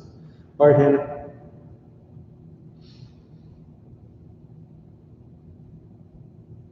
Go ahead. Okay, good, nice extension, good clear. Could have gotten a little bigger with that femur still. Maybe because it's from the side. The other thing you might want to look at too, Hannah, is look at the gesture of the femur. It does make a little bit of an arc. I can see that in there, but maybe it's because it's not wide enough at that area as it goes in towards the pelvis. All right.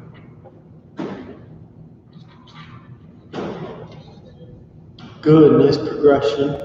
Yep, you can really see moving forward and your figure's turning nicely. The last one that's closer to your hand and your face is a little higher on the pelvis, so it's making the leg look short. But the other ones look fine. And I think your tone's getting better, so you can read that better. Nice. Good. Nice. Okay, more. Let's see yours. Good. Just watch your darknesses. So put them in when you want to either emphasize something like that area around the pelvis, or if you're up at that rib cage, you can see that, the separation between that and the arm, that's good. But it's a little distracting as you get down to those legs, because you might want to go back and even it out a little bit to get that. All right, good.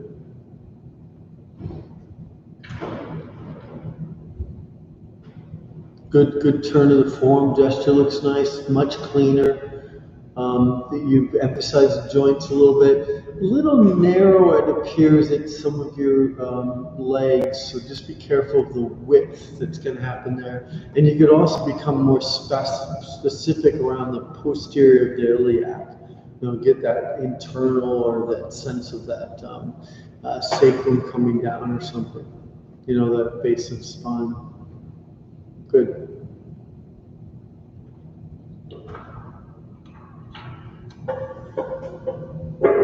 Good, very clean, very nice.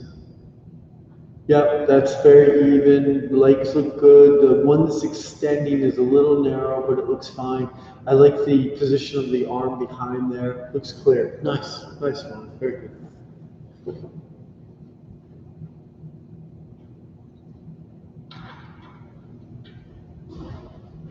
Yep, good. Yep, nice and clean. I like that arm just peeking in over it. I think that's clear. Looks nice. Good. Okay, just continue to get that connection of the legs to the pelvis and then the arms to the shoulders. You know, when you think about that scapula or the shoulder blades is that connector. So everything that's making that connection for it can build that up. All right, Kenny. Mr. Kenny. Oh, God.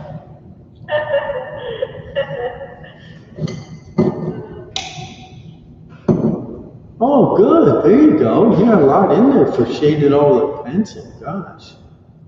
Yeah, that looks fine. I think it did fine. You just got to get the head a little bigger, but the overall body looks fine, and you got the gesture well.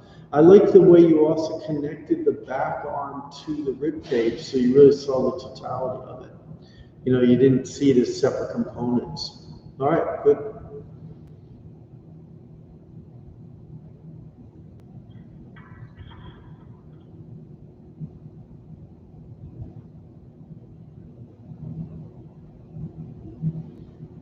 Yeah, you froze now too, Penny. It's probably more people are online on things, so things are freezing a bit. So when you come back, I'll see that other one. Rebecca, you want to go ahead?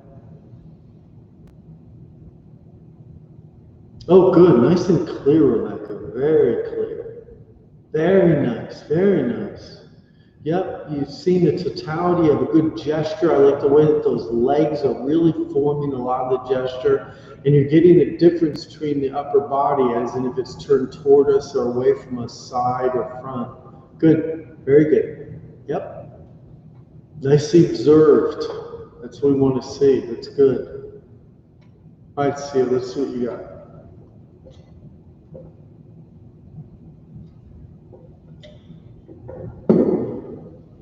All right, Kenny, you're back. So let me look at Sia's and then I'll be right back to you.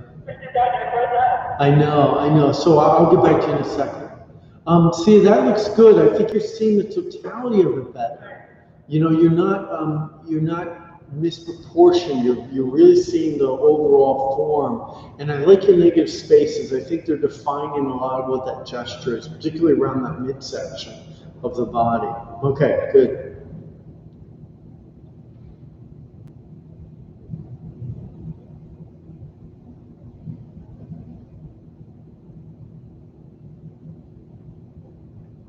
Yep, you're getting more sensitive with it as it goes. It gets a little sloppy in the legs and the arms, so that can go back and get neatened up with some of the eraser, or it could be neatened up with some of the, just bringing a line back in and creating that. But be careful of that because it ruins the overall quality of the form. All right, Kenny, do you have another one being unfrozen now? Kenny? Yeah. Oh yeah. Yep. Boy, that's really got a clear gesture. I can really see again. It's that midsection of the body. It's that area that shows us all those negative spaces in there. That really gets that compression between the torso and the arm and the leg. So yep, good. That's it. Nice. So it got better too. Okay, good. So now what we're going to do is go on to the third one, which is going to be our solid, figures of solid. And with that one,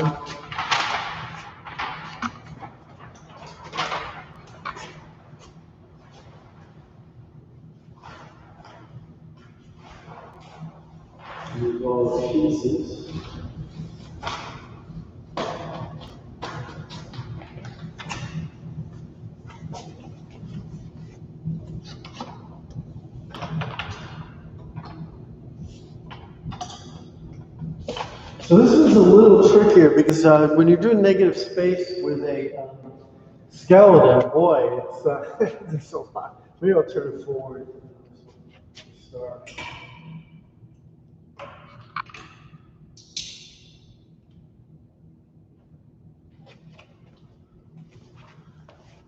So if you just start around the top.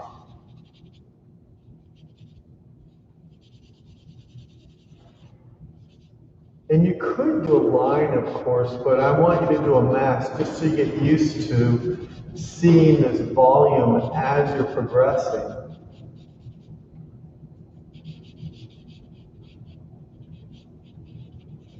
And you want to make sure this dark is at least an inch in width, because other than that, it'll just look like a line.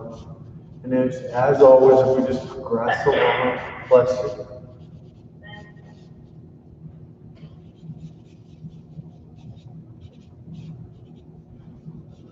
And look for the negative space in here. Up here, it's going to be smaller. A little gap. Let that figure just emerge slowly and patiently.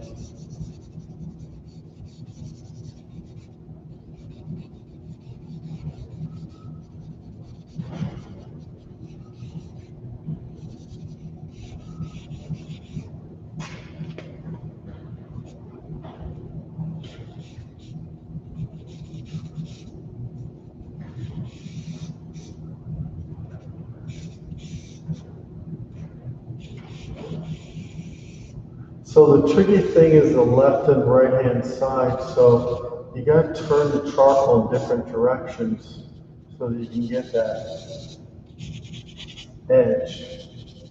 And you can always go back, like I got a little narrow, you can go back and widen it.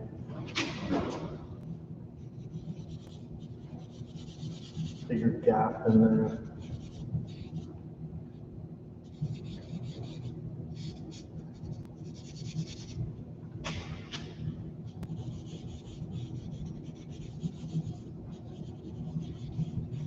So I'll set the timer and we'll get this for another 20 overall. It'll be about roughly 5 minutes again.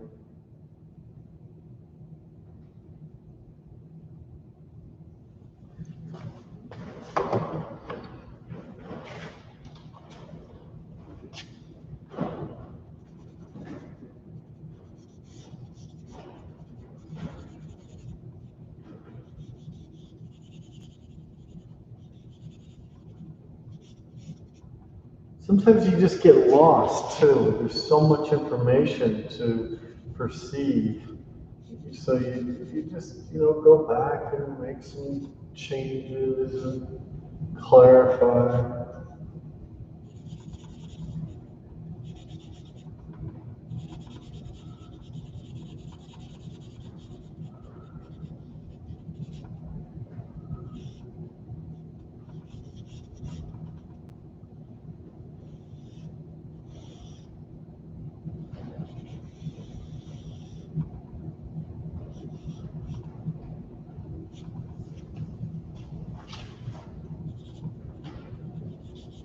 Kind of fun when it emerges. It's a little bit like when you're doing developing a photograph.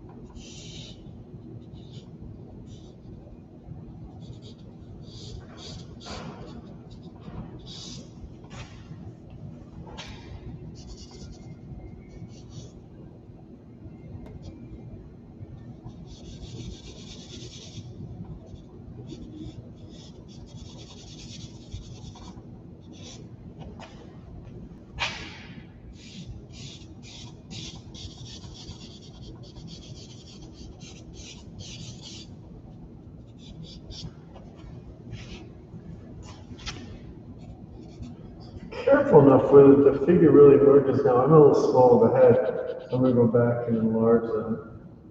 Again, thinking in mass.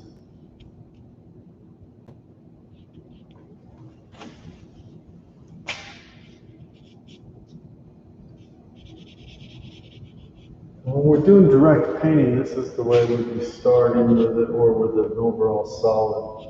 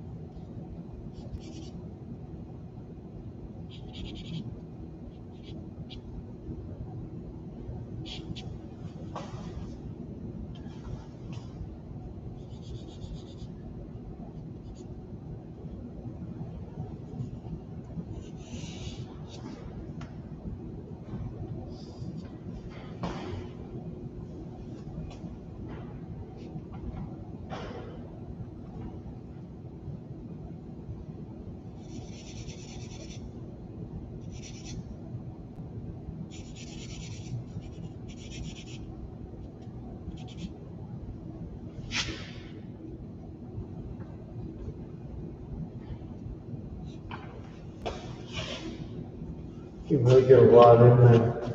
Okay, let's do another gesture.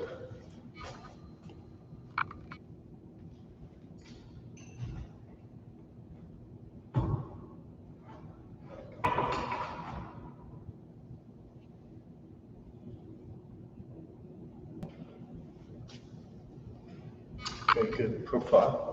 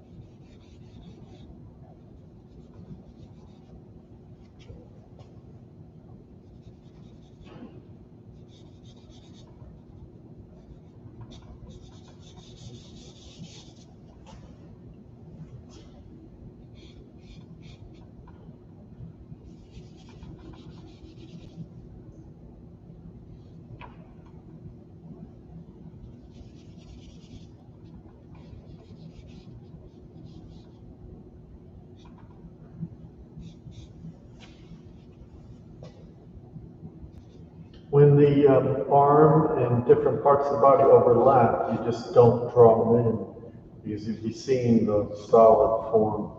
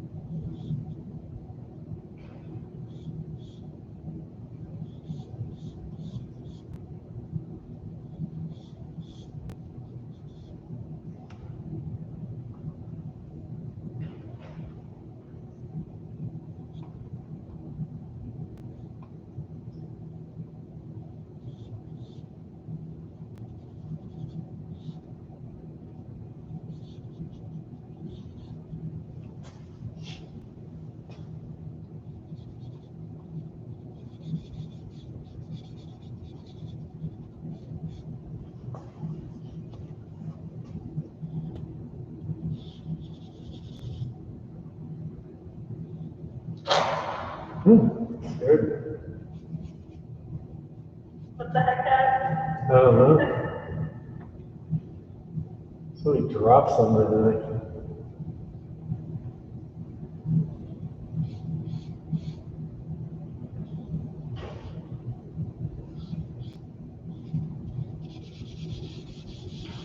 So just like when you're doing the interior, you clean up the edges, just make sure the edges meld into the background tone.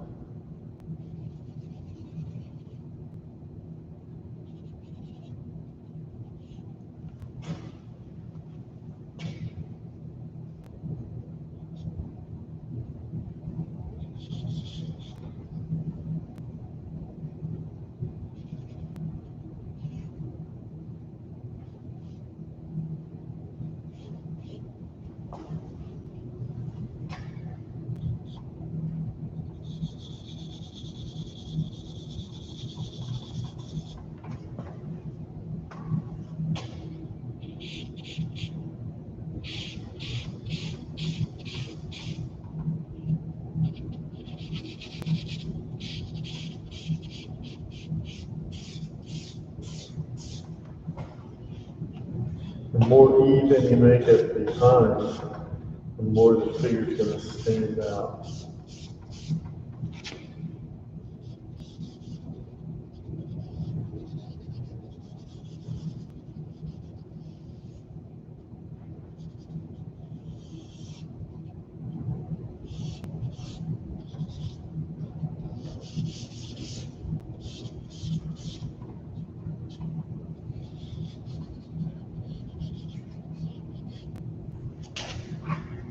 All right, let's do.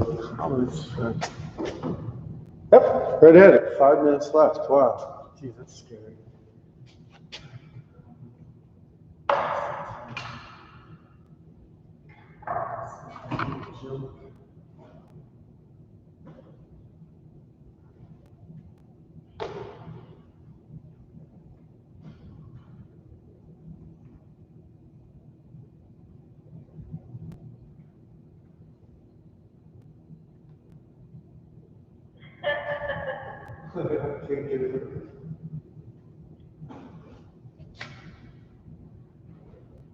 Take a lot of unnecessary space.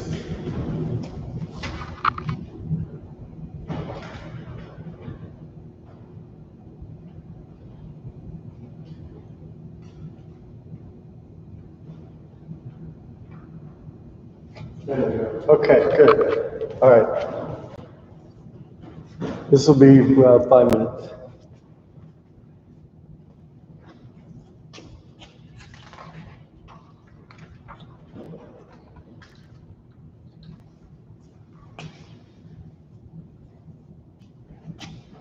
You can start anywhere. You can start with the middle.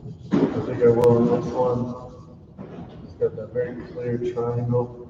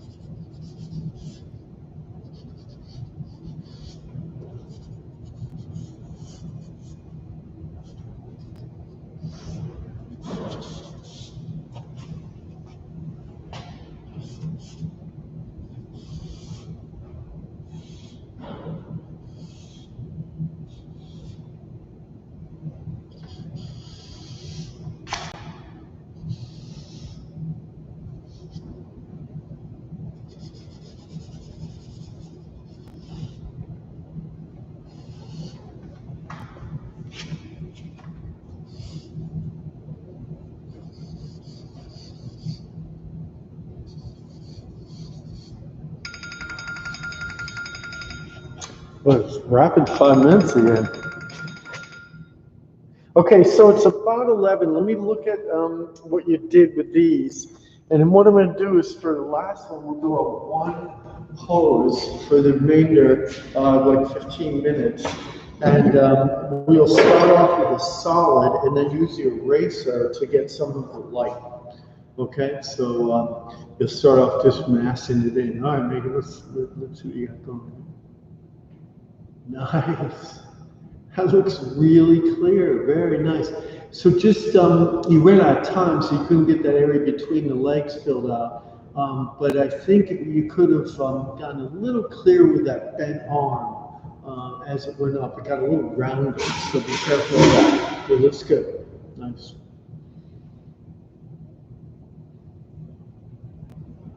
Good, good, nice profile, good extension of the leg. The pelvis is reading well. Could have gotten that arm extended a little bit longer. Face looks good. Okay, nice, good.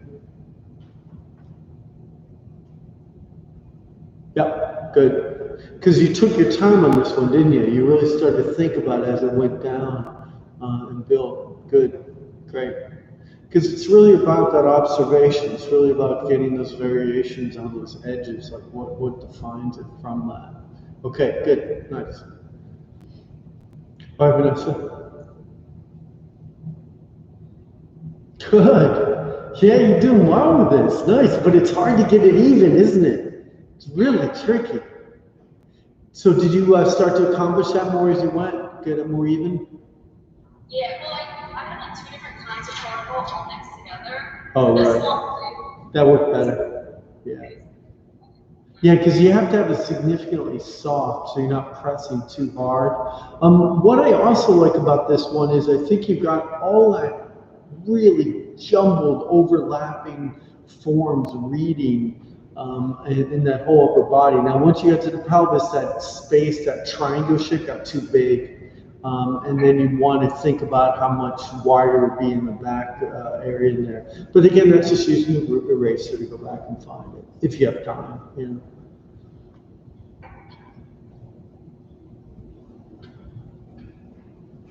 And that's your best one. Good, nice.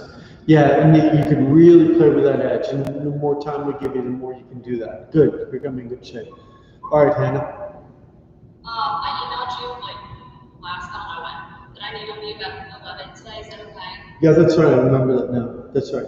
Okay, all right. See you next week. Hey, so Vanessa, next week have your painting materials. I'll give you a prompt on the canvas, and we'll be replicating much of what we did this time with paint. We'll just do massing in, get some forms, just start to get used to moving it around, and we'll have the model, of course. Okay. Did you want to do what you guys are doing right now, like the longer rooms? Yeah, that'd be great. Great, and just show me next time. Okay, good, Vanessa. Good luck getting in. Okay, bye.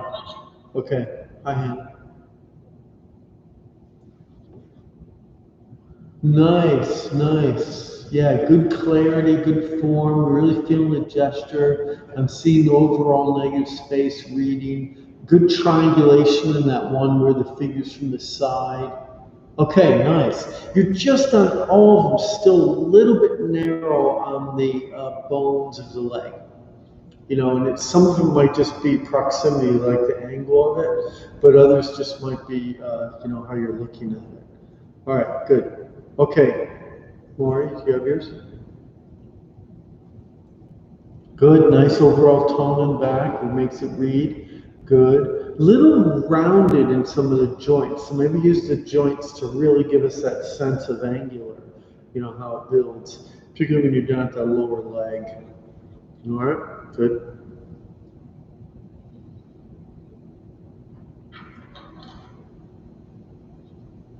Yeah, nice. Nice. Got a lot of clarifying elements in there. Looks good.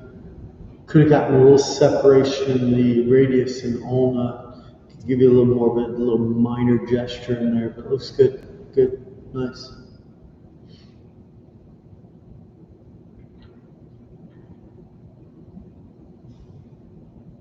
Yep, yep. You start to really think about that space that's so broken up around that midsection. You know, the triangulation in the back, the underneath, the round on the arm, and then a little part of the leg. Good, nice, good, very well. Well done. Okay, Mr. Kenny.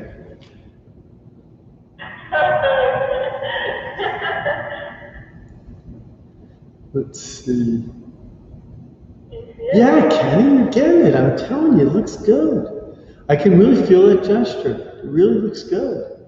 And you have, again, like a lot of you got, was that beautiful complication between the arm, the pelvis, the lower leg. And you just need more tone around it. But of course, with a pencil, you're not going to use all your pencil to do it. I understand that. That makes sense. Good. Do you have another? Yeah. I didn't really finish this one, but Oh, froze again. It's there it is. We're back. Yeah, okay, all right. Yeah, because that was the first one. So you got around the pelvis nicely, but it's you can't feel the whole of it. Yeah, you'd want to get that nice narrowness between the arms and then the big bulk of the body. Okay, good. Great. All right, see ya. You're on.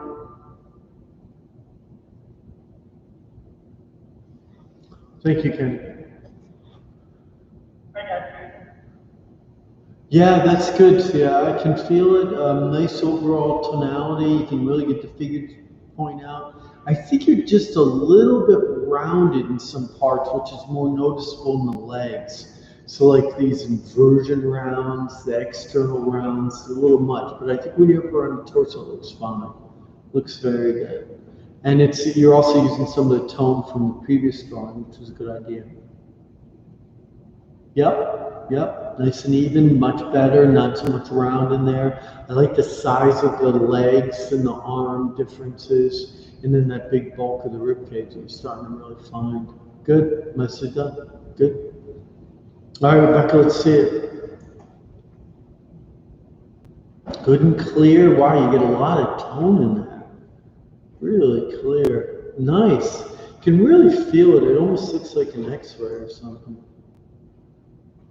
Yeah, good gesture. You really think about your connective points. I can really see that totality and that narrowness around the spinal column is good. Okay, good. Let's just do. It's about 11 now. Let's do one 15-minute, and we're gonna do it. And then I'm gonna talk to you at the end about what you need for next week. And what we're going to do is go back to that one where you masked it all in with the dark. But as you refine it, what you can do is erase on the inside too and start to get that light that's falling on it, maybe use some dark behind it. Let's see if we can really build it out a little bit, really make a figure out of it.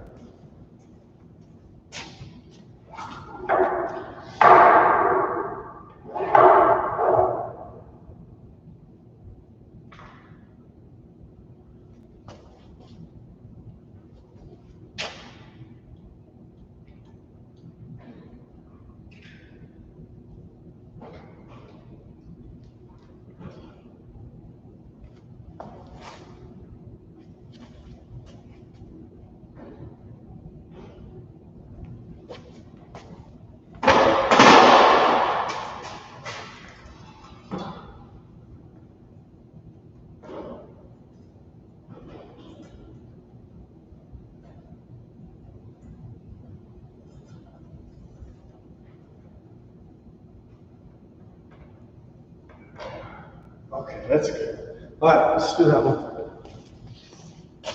So start off with solid, like masking it all in.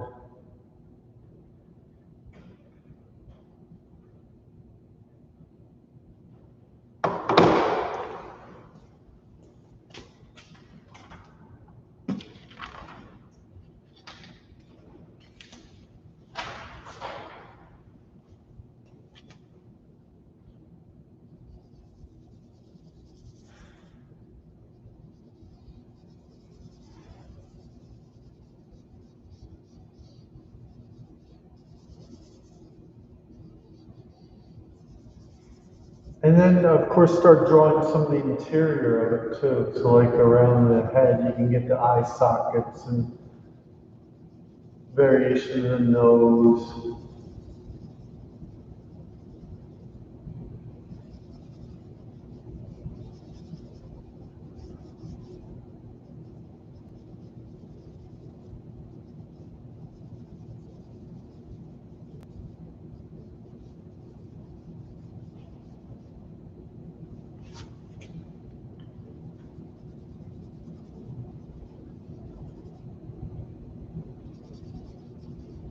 But you're working off the totality of that dark, which is really a painting exercise. See the forms starting to come out.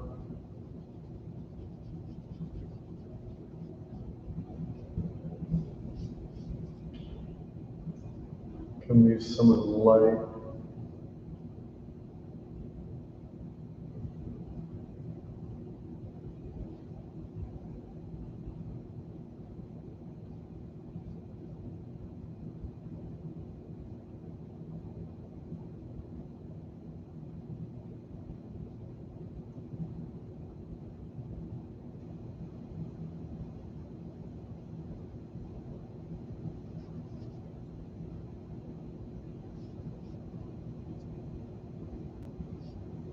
Pretty quickly you start to define form, which is a nice way to think and tone. And you also don't have to shade in all this light and shadow because it's already there.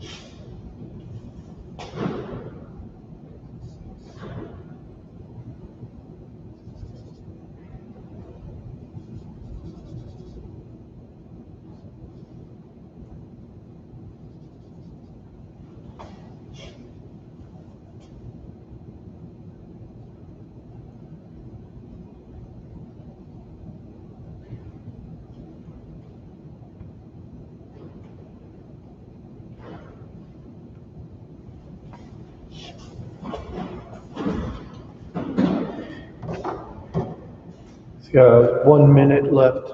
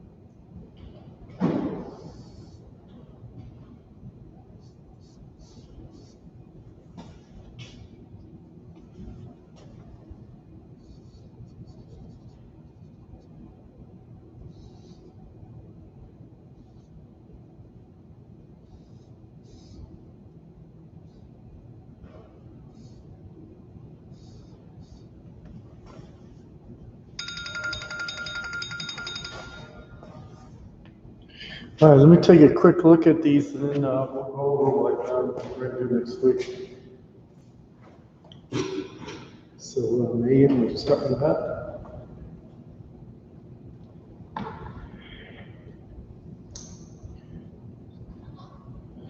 Good, good, good. And get a little closer so you see that head. Nice, nice, very good. Okay, good. So you've got the totality, you're starting to get specific in there. And then just watch your widths, go back and make the judgments with the negative space, with what's inside it once you start erasing it. And that way you have a lot more things to use to compare. All right? Good job. All right, Hank.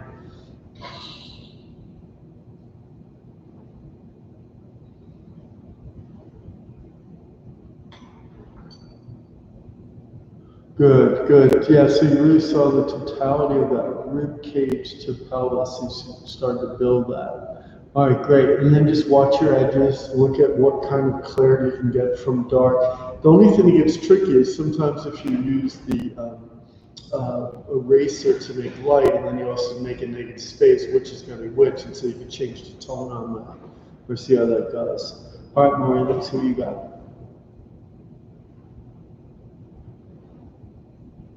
Yeah, particularly around the pelvis, the area, that's reading very, very well. I can see the face coming up with the light. You got some of the rib cage coming in. And you got some clarity, particularly in that lower part. Good, nice.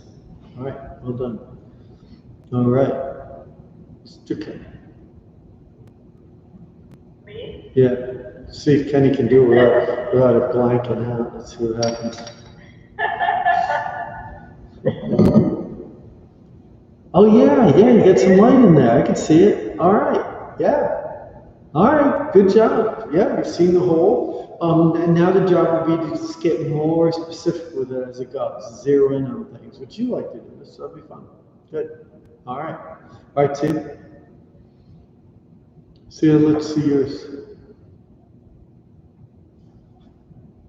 Oh, nice light. Very good. Yeah, that worked really well on the face. You just got a little bit long with that upper part. Just keep thinking about that being at half and then having enough for the mandible. And then when you start to feel the rib cage, watch the light darken the pelvis. They end up getting a little equal. So maybe you go back and darken that side that's away from the light a little bit more. All right, good. All right, Rebecca. Good, good. And lower down, whoops, I just saw see it change to cat. Yes. Now I see the light on the side. Very good. All right, nice. Okay, good. That really shows you proportion too. It really gives you that definitional characteristic. Okay, so for next week, what we're going to do is we're going to do the, we'll mass in the color overall on the board, draw in the figure, and then erase out the lights with the rag, and then start to put the color in, just as a way of linking it up to the drawing. We'll do that for a couple warm-ups, and then we'll go into a longer pose for the remainder of the class. So give me a couple small panels. I think probably 12 by 16 or 9 by 12 would be good. And if you use panel or Jessup paper or something along the lines of that, that'd be good. And your colors can be pretty simple. They can just be your primaries and secondaries in white. And so we can think about the overall figure and just start getting warmed up again. All right, and then after that we'll go into a solid, then we'll go into negative space, and we'll build around it. And so for next week, what we'll do is, because the poses will be a little longer too as we go, intermittently, what we'll do is we'll just take a little part out. You guys can stay on the Zoom again, and we'll just look at your work periodically as the class progresses. Okay? But I think it worked out really well today. It was good. Good start. So lonely in here, but it's nice having you at least virtually. So that's good. So, so enjoy the rest of the week. Have a good holiday on Monday, and so the following Monday is when we'll have the class. Those in the unobstructed just work from the online video app, and then you can get some figures going on that. And I'd stay with drawing. Good. Thank you, Rebecca. That's good. And the thing that I think artists do, and this is what you guys can keep thinking going forward, we're problem solvers. That's what we do. That's our whole life. Everything's like you have this big hurdle, and then you look around it and you try to say, well, what can I do if I do this? What can I do? How should we try it? And that's what we keep doing. All right, so I want you to keep thinking about problem solving with the figure, and it's going to be able to build out there. The thing I find fun about this semester is the incorporation of some other cultural identities and ideas, and that would be fun to start to work that in. So we'll be thinking about that, after we get going on the figure a little bit, texture, color, and different things like that. Okay, so stay in touch. Any questions you ever have, you can always just email me, and I'll get back to you, and shoot me some images if you want to see them. And those of you that have been doing some stuff over the summer, if you want me to see it, just send me an image. That'll be fun, and then we can look at it and stay connected with the canvas. All right. Any questions or thoughts on it? Good. All right. Great seeing you guys. So see you in a week, right? So another week. Oh my God. That'll be a long time. So enjoy yourself in between. All right. All right. Bye. All right. Bye, guys. Bye.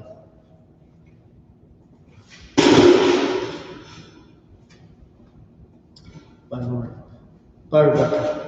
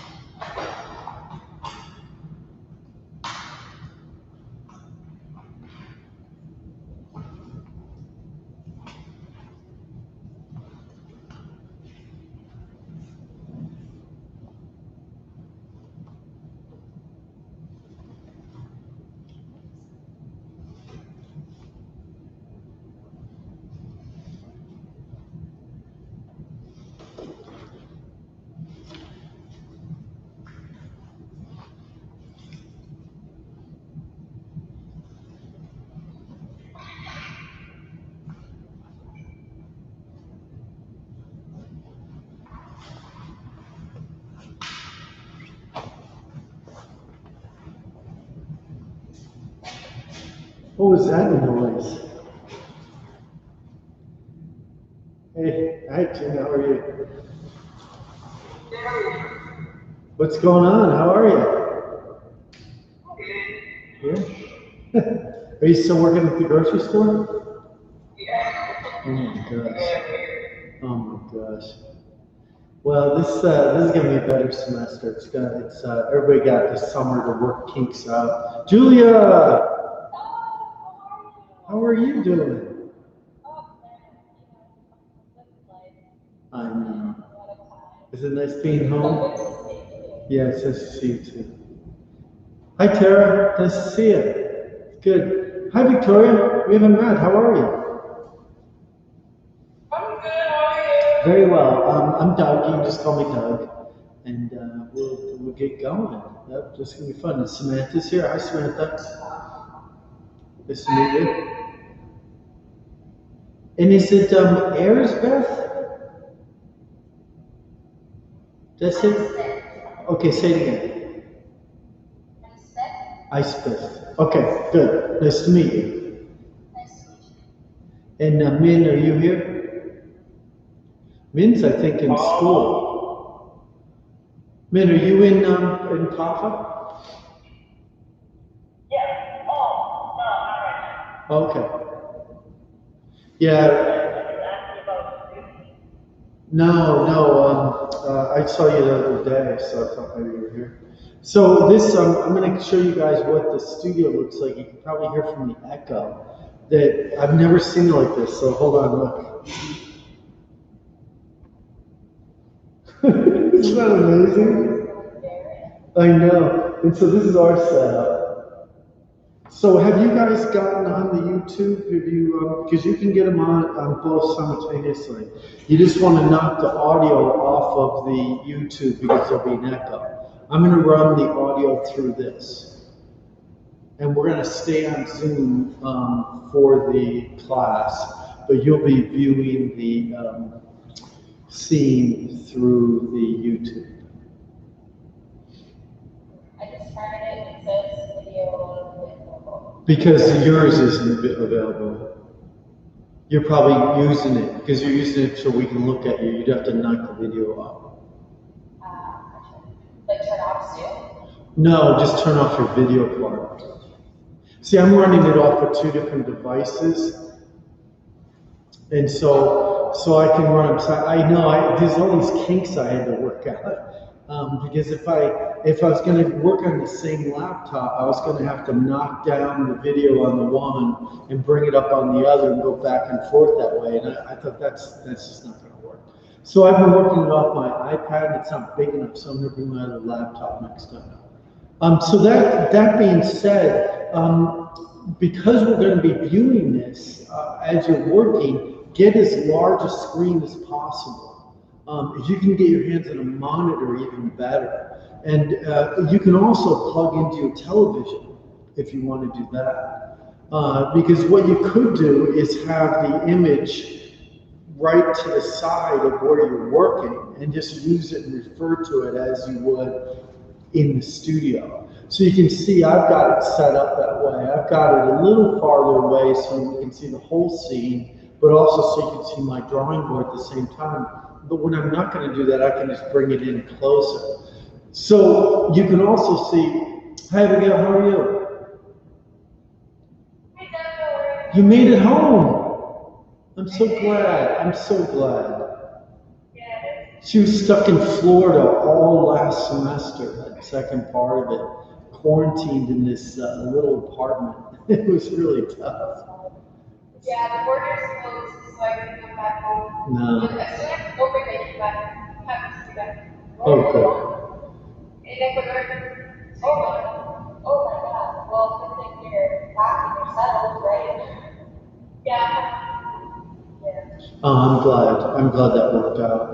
It's really challenging sometimes.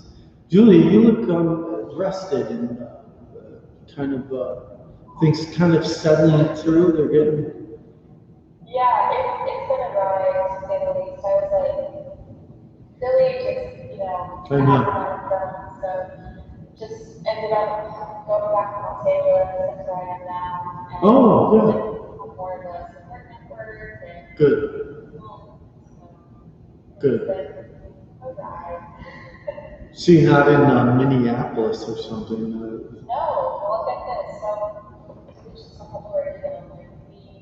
My partner and I went from Philadelphia to Minneapolis, and then when we landed that night, it's when George Floyd was killed. Oh, no. So we like, it was just insane. And the city was on fire. Yeah, yeah. It was like, and rightfully so. Yep, yep.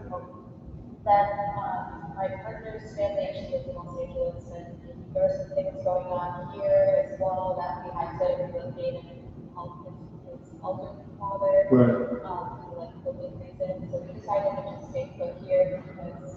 Yeah, makes sense. I think that sounds good. So you have a 3-hour difference then, but that's good for the afternoon. So it's 10 there. Yeah.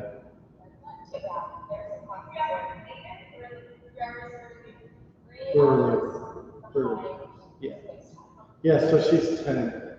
What, 1, 2, 3? Yeah, 10. That's not too bad. It's a cost for them to get up at 5 in the morning. Yes. It's not like being in China. Oh my God, remember that? Yeah, 6 to 8 hour difference. Oh my God. Oh, I know. So, yeah, exactly. So let me just go over a couple of things and then we'll get started on drawing. But what I want you to have available for today, like I posted on Canvas, I want you to have drawing materials for today and just work with what you've got available. If you only have pencil and a pad, that's fine. But I prefer charcoal and I want something to be a little bit larger so you can kind of work on it. And then you'll see today, like working off the screen, how it's going to work for you. And what you need to do is continually adapt to that. So maybe what it is that you work out a drawing board where it could be sitting on your lap, like one of the drawing boards is, and then you're viewing the screen right in front of you. You can have it off to the side a little bit. You can have it up higher, you can have it lower. But I definitely recommend, like when I have it in my studio, what I do is I have it on an easel. So I literally put the screen right on the easel, and then that's something you can then refer to as you go. And then, of course, you can zoom in and out if you have any kind of touch screen device, which can be helpful to kind of zero in on it. As you can see from, did everybody get on the YouTube? Everybody's on? Just give me a thumbs up if you're on. Okay, good. So the image is really clear, so you can be able to get in and go out pretty easily. It's not going to be distorted. The other thing is when we do have the model next week, or actually it'll be the following week, when the model moves and there's a gesture, you're not going to get breakup. It's not going to be fuzzing along, which happens on Zoom a lot, as it's going through. And that way we can also interact on Zoom throughout it. And so I'll be using the audio on this, and then we'll have it. For today, I'll just do what we had done last semester, where you just hold up your drawing when we take the 20-minute break. I'm still keeping it on 20-minute increments. And so you just hold up the drawing, and I'll just respond to it. But as we progress, what you can do is you can shoot an image of it on your camera, on your phone, and then just send it off or put it up or share screen or whatever you want to do. So there's ways we can get better quality too as we're going. So we'll keep working that out as it goes on. But actually, if you get the light right, you can see pretty clearly by just holding up your camera. You just have to get used to where the camera is and how you're going to find that. So this is, I did this morning already, so it works. It actually, it works pretty well. So we'll just keep working on it as we go and just keep giving you feedback. So with figure composition, normally what I do is I start off with elements of composition. And today what we'll be doing is just thinking about placement of the figure, which will be our skeleton on the page. And then we start graduating into aspects of like symmetry, asymmetry, what happens when you use color, light, pattern, textures, all those things start to influence how we see things compositionally, as well as narrative, as well as scale changes. And so we normally start working with multiple figures after that first increment of the 4 weeks. We have only one model available for us this semester. It's actually a stretch to get them. They have to go through all this testing, they have to be approved, the schooling wants one on site. And so I'm actually using the model that the grad school is using because they have their classes on campus. And so what we'll do is just put that model in different positions then. And that would be something that you do actually later on in life, is that you often don't have multiple models available for you at any time. You just take them and put them in different positions. And so I've talked to the model about that, and they're ready and willing to start working with that. And so we'll set up some more complex compositions that way. And then, as always, you want to think about how the figure is being developed, what you want to do personally to develop it. How that's being used within its location, like how does it relate to light things around it, how do you deal with the color and the light values and unlight values as goes in proportional aspects. And then what we're going to be exploring more now, because that was a lot of what came up from all the discussions that transpired because of Black Lives Matter, is this idea of like other than Western approaches to art and figure. And so how does that directly relate to what we're doing? And what it can relate to is using your imagination more. It can be using a stylized idea of what the figure is a little bit more. Using this idea of texture and even collage at times to really start building things out. So it's pretty expansive that way, and it will all fit into the compositional aspect. I'm wearing my jacket, it's actually freezing in here. I didn't bring my sweater, so I had to get my rain jacket from the car. So any questions about that so far? So just keep, the nice thing is you can interact either directly this way, locally, or you can send a message over the YouTube, or you can send one in the chat on this. And then you can also follow up later with, the email and different things. There's lots of ways of getting your ideas across. I have not given you the entire semester on Canvas. I'm kind of doing it per week. And the reason for that is I've got it laid out in the syllabus. So that is posted on Canvas, and so you can look at that. It talks about the assignments that are going to be coming up, like first one will be bad composition, and then working with 1 to 2 artists. I'll talk you through that when we get near to it. And that's all laid out week by week, but I just want to tell you ahead of time that this is just guidance for us. It's not, I don't want you to look at it and say, okay, week 5, 10, 5, 20, continued post. Well, maybe we won't continue to post. Maybe we'll work on something else. Maybe we'll do that. So this is more for administration, and it's more for you guys to get a guide. We're going to cover all this, but it might not necessarily be rock solid into that. And a lot of it has to do with how everybody's doing in the class and how they're developing, with their work. And so we'll figure that out and work with that as we're going. So does that sound all right? Is that okay? Okay, you shake. Gina's in silhouette, so we'll do the silhouette pose. It's actually very appropriate for today. You don't have that little round light that everybody has. There's ones, where you look like you're startled. Abigail's outside. Yeah. Is this class related or similar to the last time I took last semester? What it is it's like that, but we're building on it. So the poses are going to be more complex, more geared towards compositional aspects. We're going to be working longer on the poses and developing larger scale pieces. And so it's a little more of a continuation, but it's really not in the sense that it's kind of shifting gears. Today will be a continuation because we're starting off with the drawing of the solid negative space. And so I always start with that regardless and, kind of get everybody on the same page. Does that sound right?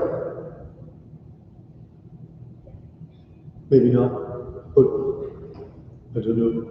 Yeah, well, what we're not going to be doing is we're not going to be working from the little images, of the figures. We're going to be working from the classroom and getting that, and that can be more, of an interaction kind of thing.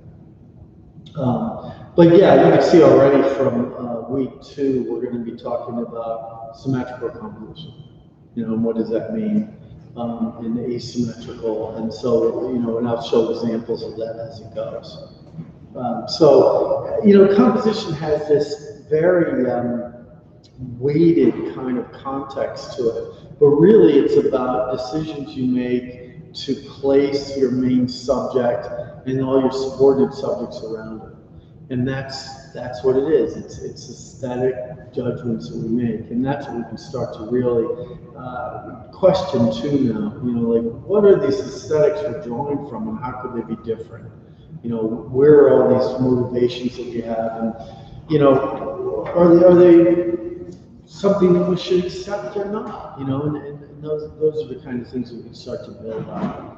All right. So what we're going to do now is we're going to do. I'm going to start with the drawing, and we'll set up a proportional aspect of the skeleton just so you can get it on there and work through the direct drawing of the skeleton, the negative space, the positive space, and those negative and positive spaces are going to be very helpful for the next class, because we're going to be thinking a lot about how you're massing in and building out, or you're working with a tone and erasing that out. I should also say for next week, make sure you have your paint available, and you can use colors of your choice.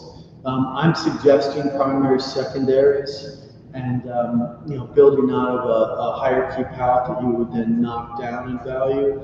But you can work with more a limited palette. You can work with more of a tonal grisaille. You can do all kinds of things that way. So that's going to be a little bit more flexible.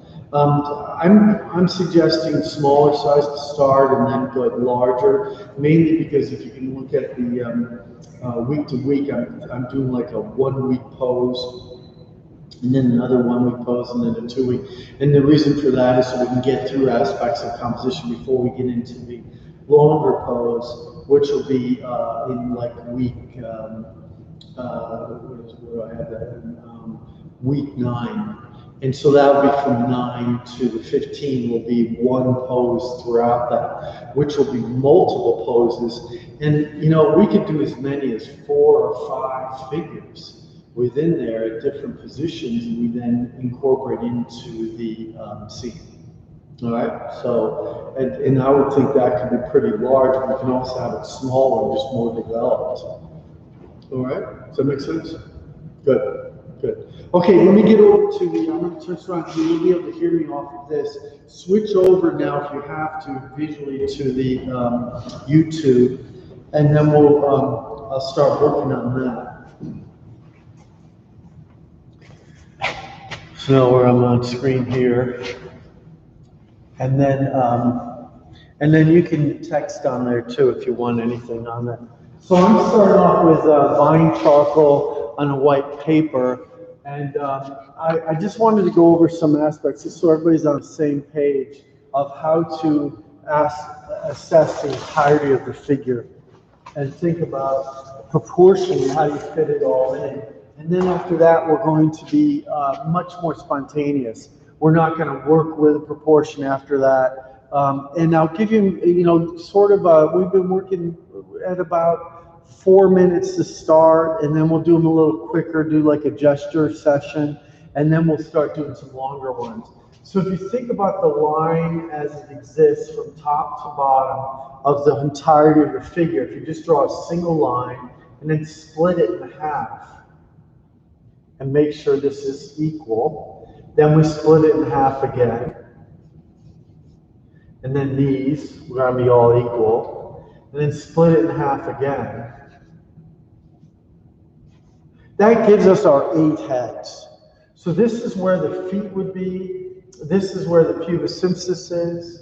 This is where the nipple line is. This is the navel. And then the head fits in up here. So the way we relate it to the skeleton is to start with the oval for the head, get the 1/3 here, get the rib cage into this position here, and then get the pelvis in here, bring the legs down, the legs, and you can see the figure starting to fit into that position. So we'll fit this now in by bringing the clavicle down, we'll bring the vertebrae, we'll bring the sternum off to the side where it is on my view.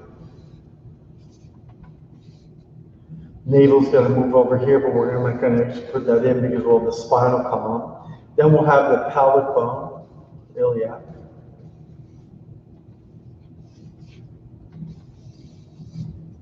And then we'll have the pubis symphysis. The ischium, which is underneath. Great trochanter of the femur. I usually start with a line for that and then build around it.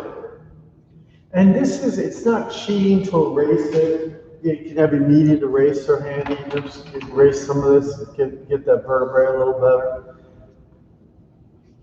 Bring that humerus is going to come down to about the elbow. Radius will come here. The hand would extend to the 5th head. This is half.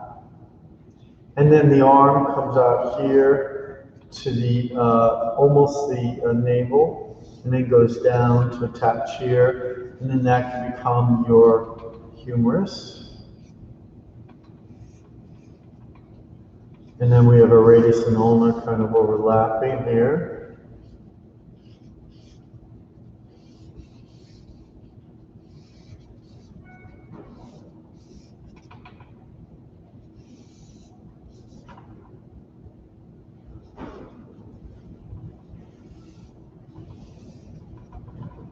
Condyles get pretty big at this point. Come down. Condyles look pretty big. And then we have the tibia, the fibula, tibia, fibula. And then the feet are kind of dangling. And then the face, you can get the axis of it, it'll be off center. The eyes are going right through the middle, so we do orbital, and then thirds, 1/3, 2/3, 3. Nasal comes up from there, overlapping.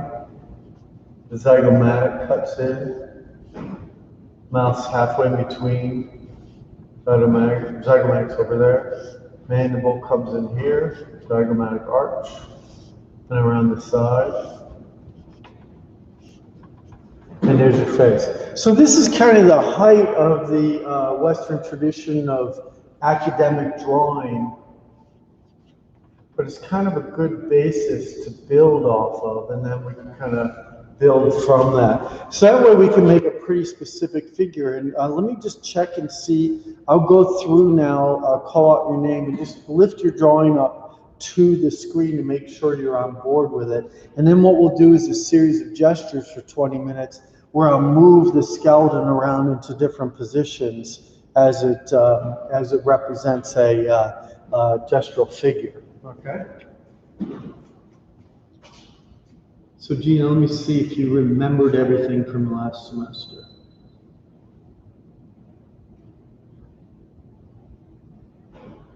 Yeah, that's very roughly. Yep, good, very nice, very nice. Okay, good, you're all set. So just get the, when you get gestural, sometimes you won't even have the legs. I'll be bending them, and you'll just have the forehead through the top, or you might not even have time for that. You just have to do oval for the head and the rib cage. Julia, let me see you. Are you sitting outside? In a board wall porch. Nice, nice. Okay, good. That looks fine. Just watch some of the like when you darken something, go back and clean that up a little bit, like with the eyes, so they didn't become too piercing. But the proportion looks great. Very nice. Okay. All right, Tara, let me see what you've got. I don't think Tara's on audio, so I'll come back to her. Tara, are you on audio?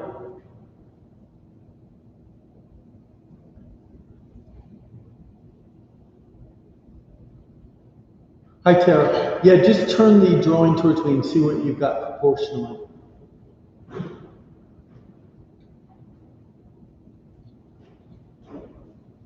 It's a little hard to see because it's in pencil, huh?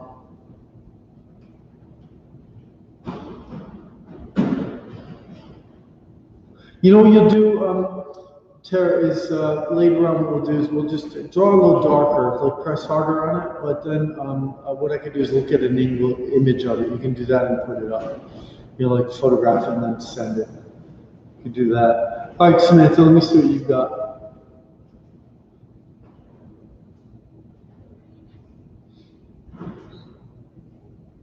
Good, you just got two boxing a little big with the rib cage. So let that not go to that navel, which is going to be the third head. Let it be just before it, and then start to curve like this, because it starts to taper. So if you look at this part of the rib cage, it starts to curve a little bit as it goes in. Okay? Other than that, you're in good shape.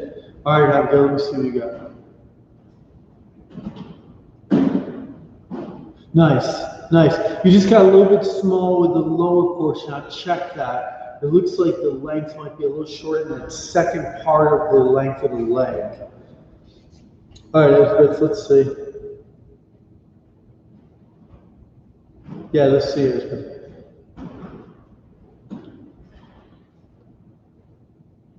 Good. You now, you need to get your ribcage a little lower. So be comfortable with getting it nice and wide. If you hold right here on yourself, like push right here, you can see that's your width of your body. So we really want to see that sense of that volume created that way. And then the arc comes all the way up and it extends down pretty far. All right. All right, Victoria, let's see what you got. I like your prints behind there. They look nice. Thank you. Did you see it? I can. So the paper flipped down a little bit, but I saw it before it flipped down. You also are a little bit round with the rib cage, so make sure that's long enough. And then your line weight looks good, your form looks nice. Great. So now the idea is let's incorporate this proportional aspect into the gesture as we're moving the skeleton around. So I'm going to set the time for 20. And then we're going to do a series. I would suggest 2 to 3 per page. And then you can keep flipping it as it goes. So I'm putting my timer on. Just so we have an outside sense of where things are going. Okay. So let me turn a little bit.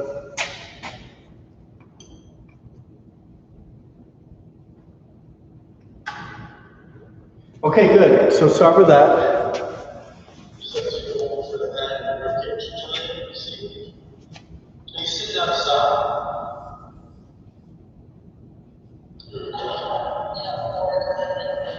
It's recorded. Nice. Nice.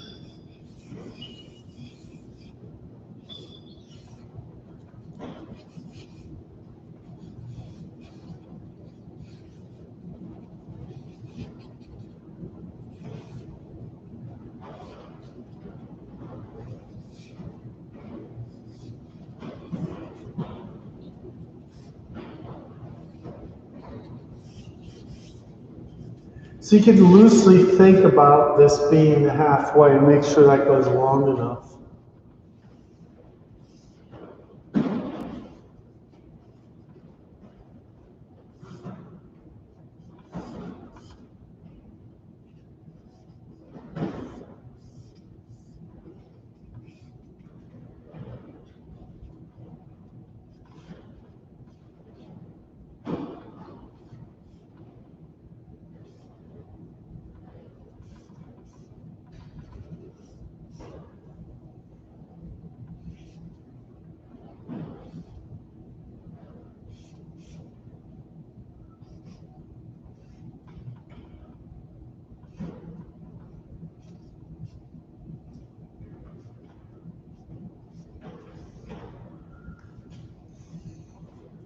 All right, you guys good? Do you get one in?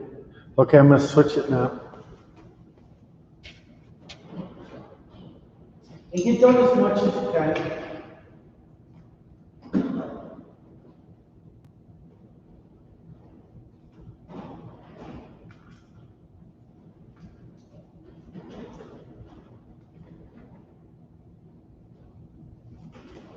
There you go. So you can be pretty gestural with it.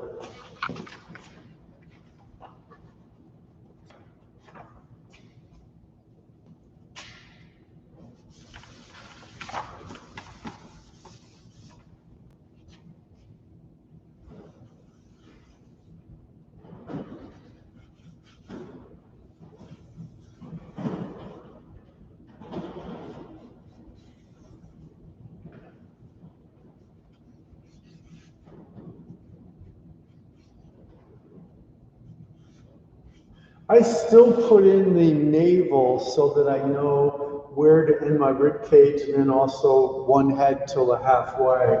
And that way, even though you're not seeing that, it gives you a nice indicator of where that is located.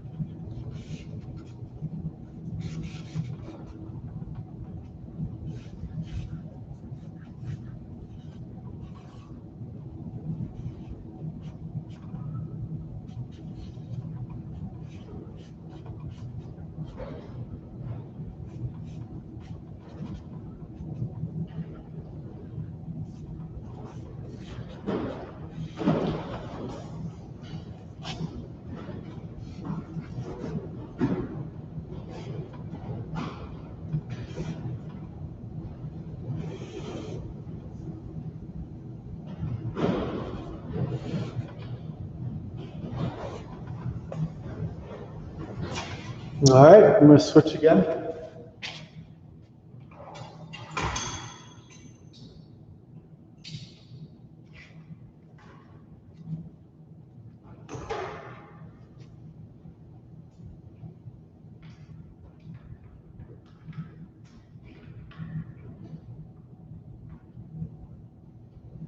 See some holes. I don't know, we'll see.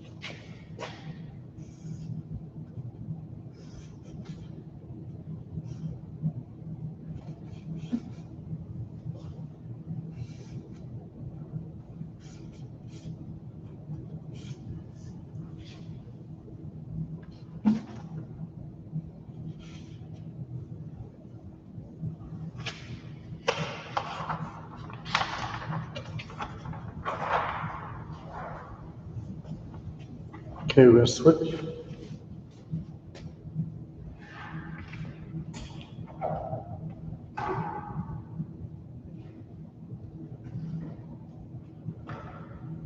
So with the back view, still put in the navel, and then the halfway is right at the greater trochanter of the femur. So it's coming right along there. So the ischium goes below that, and the pelvic is before the navel, because that's right here. And the rib cage still curves at the bottom.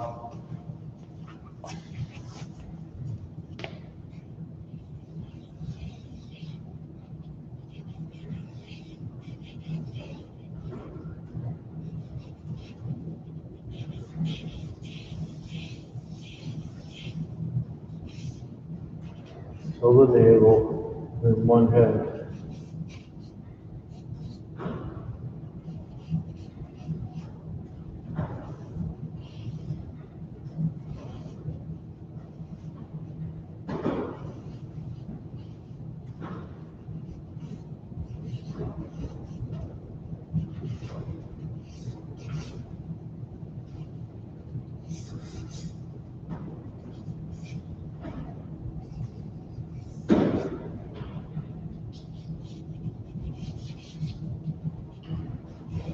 The scapula or the shoulder blades make a pretty determined visual, especially in the skeleton, but also on the live figure.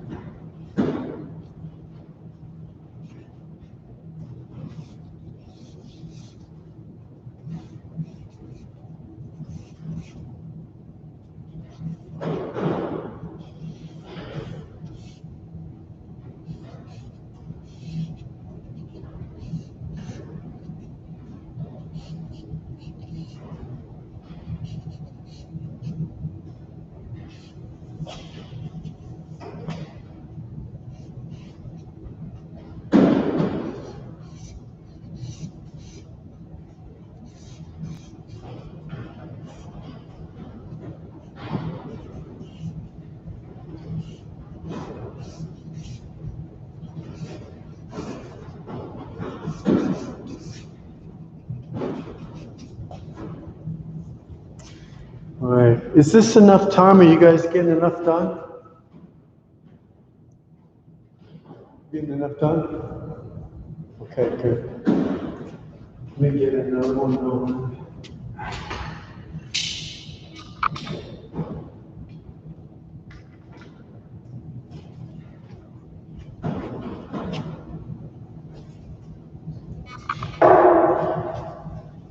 Just trying to get away.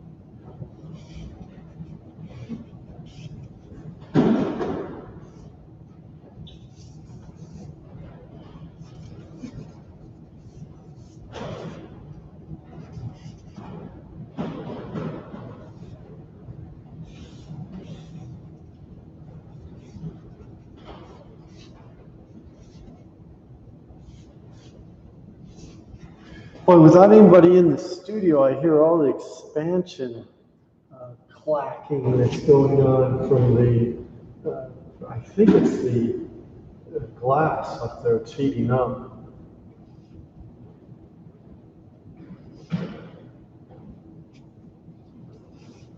Let me see what time it is. Got time for one more.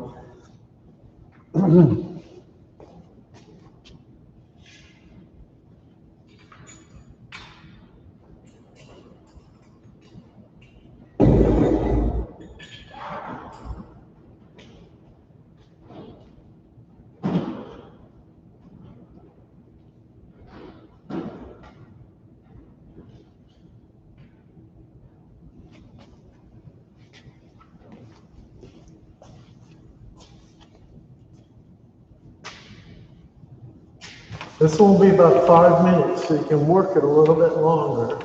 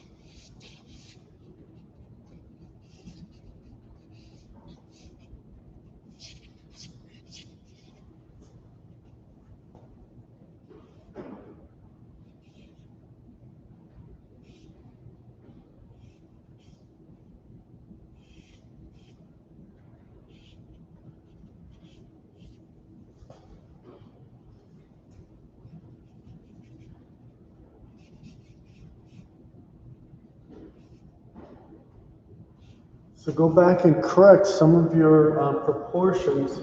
We want to start with a gesture, but you can go back and reassess your proportional parts. Looking for the navel, which would still be the nipple plumb, which would be here, the shoulders, the head. Make sure the head fits into this section between here. Clarifying your iliac. Letting this come forward. Get a little bit of sacrum in there.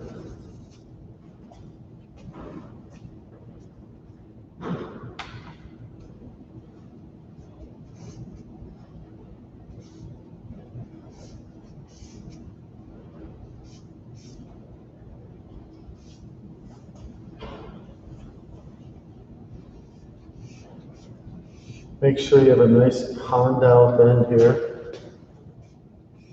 Large bend, and then the patella sits over it. Get a little back of the joint here.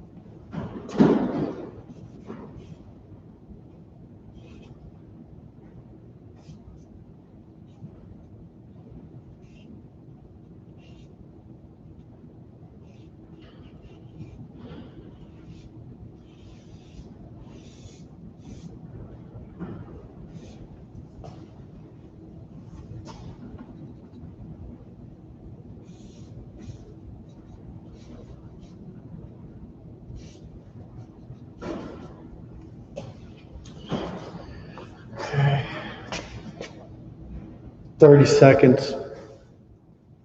So when this timer goes off, then we'll go through and I'll look and make sure you're on the same page. And then we'll go and do the figure as a which I'll show you ahead of time.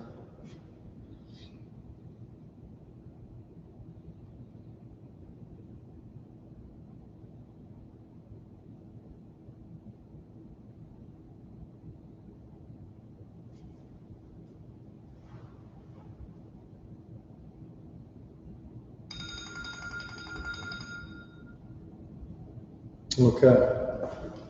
All right, let's go through the same thing again. Gina, looks like you're first. So just show a series of them.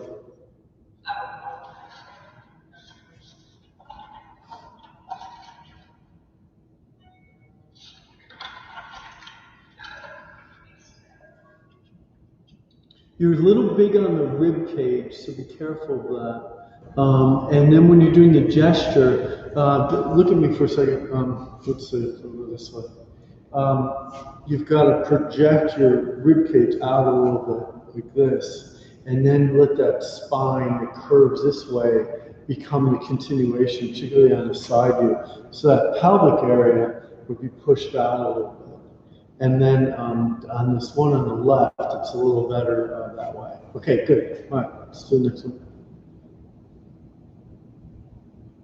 Good. Nice gesture on the one on the left. The one on the right, I can see the projection well. Pelvis, again, needs to be linked a little more to the spinal column. And then if you get a little bit more thickness in those femurs in particular, then they'll have enough weight to carry the rest of it as it goes in.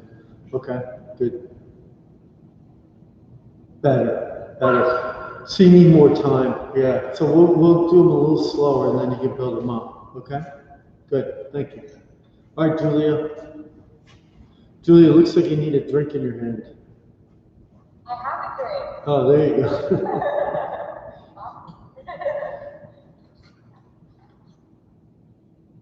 Okay, good. Same thing though, when you turn the figure from the side, think of this, I'm going to go over to the big screen. Think about projecting that rib cage out a little bit and think about that hollow of the back. You know, that becomes a little bit more of a curve.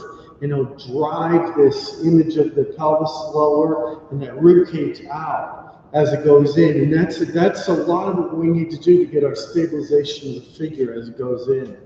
All right? Good. Let me see the last one. Yeah, that worked out. So incorporate the shoulder blade scapula, get that nice round from the sternum, and then that arc as it's coming up. Pelvis looks great, legs are nice, really strong. Yep, very good. Okay, nice. Good. It feels good to draw, doesn't it?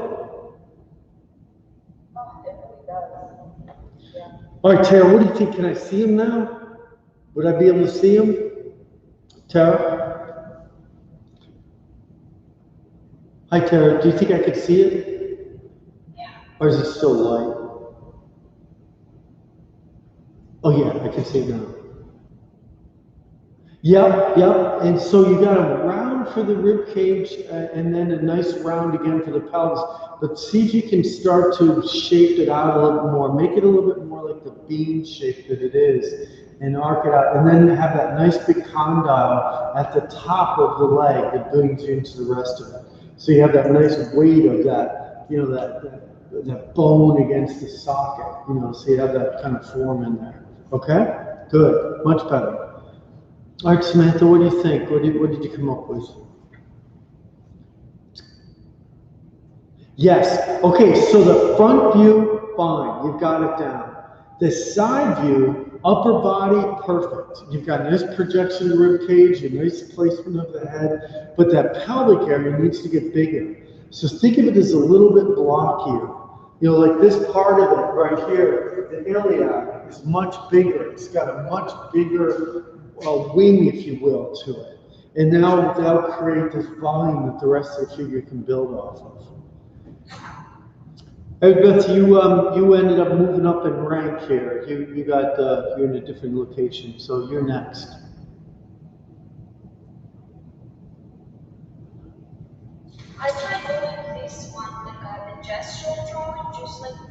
principles, but it can work without those. No, it doesn't. Nice try, though. I like the fact that you tried it. I think that's good. No, this is a much more. I should lay that out so you guys understand that.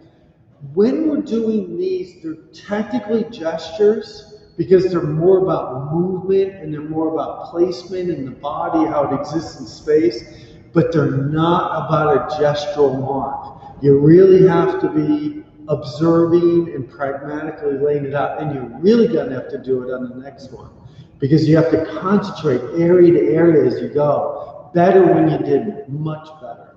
Much better. Yeah. Much. Then I tried putting it in lines, as you said, and it worked better, but I never liked the last one better since you had to do more time. Yes, look at that. That worked out great.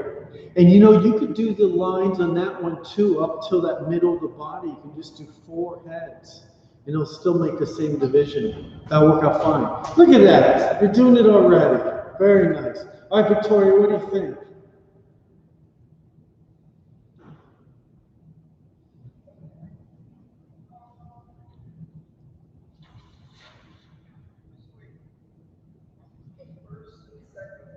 Yeah.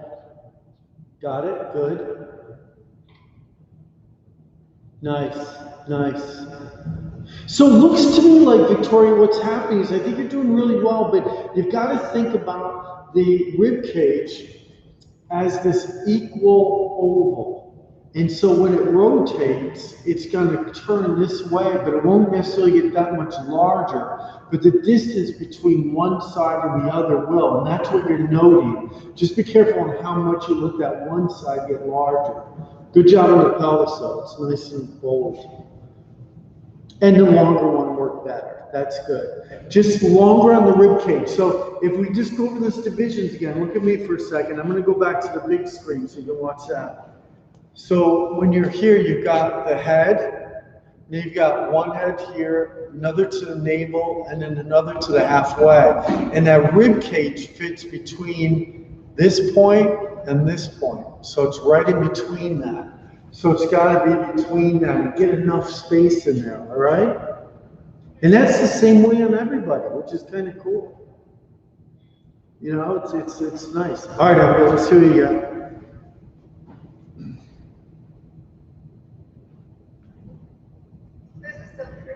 Okay, good. Nice gesture. Very nice. Good. I like that one from the back. The spinal column would have helped with that one because you could have gotten that little curve and then get that base of the spine, which would be that triangulation, which would really turn it well. Okay? Yep. Yeah, that one you already have that spine. Good.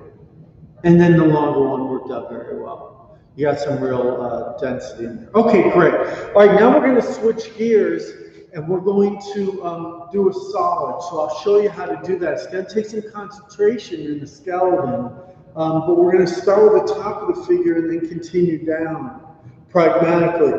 You won't map it out 4 times. You're just going to build, but we'll be able to see it.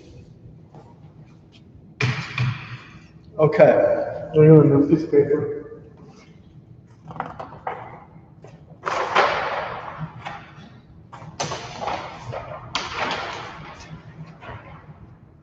Okay, so starting with the head, we're just going to shade side to side. And when something overlaps or intersects, we don't pay attention to it. We just do overall shape. Using the side, and what I'm not doing is I'm not making a line and then shading it in. I'm trying to make a mass as I go. Pick up the spinal column, now you start to see it evolving. Area by area. And you can go back and erase parts of this to get clarity if you like.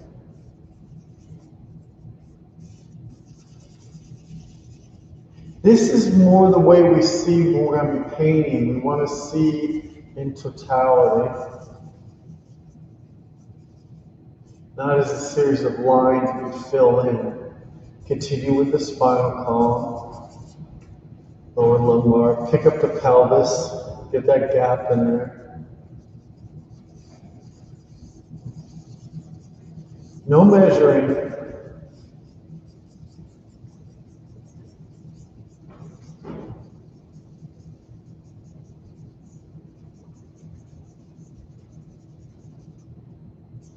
Notice how I haven't done the arms because I want things to be built off of the torso.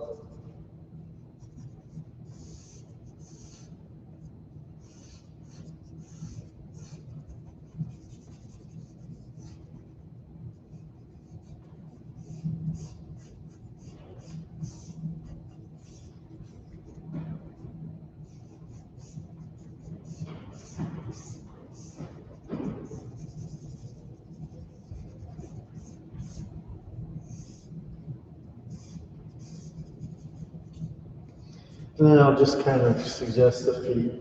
And then we'll come along and get the arm in, which is much closer to the body on this side. Radius and ulna. And the reason for doing this is so that your brain can start to locate overall form, not a series of little marks.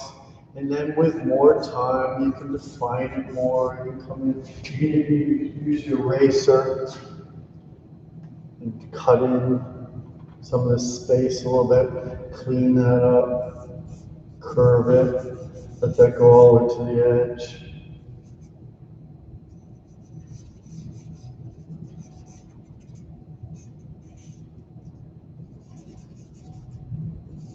All right, so go ahead and I'll set it again for 20. Start with these and then we'll do a series of them. And these will take a little bit longer to do, so I'll give you a little more time. They won't be as quick, but they'll still be under the gesture category.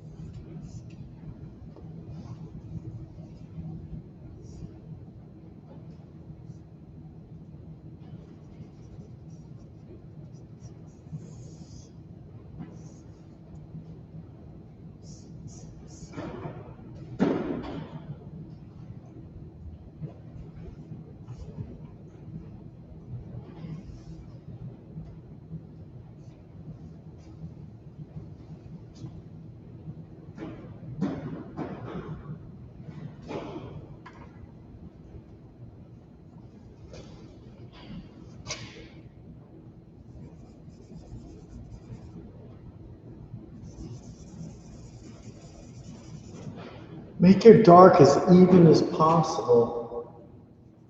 The more even you have it, the more illusion you're going to get. Something to remember when you're painting. more broken up it is, the more light you can show many times, but it doesn't give you as clear form.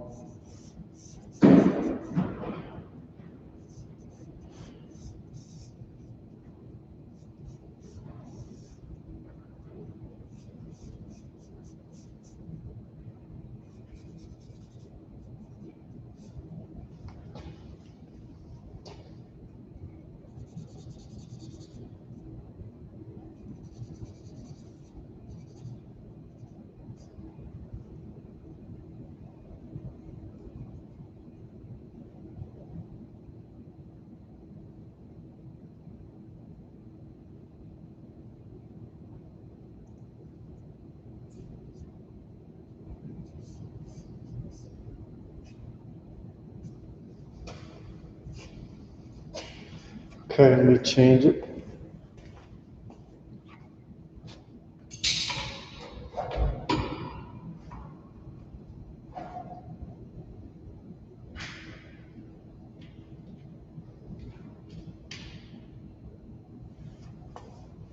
Okay.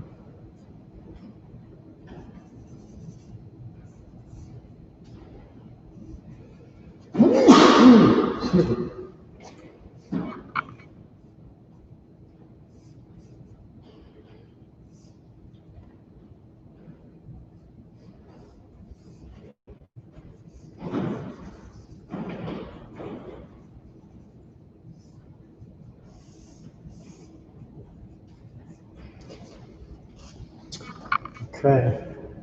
Another one?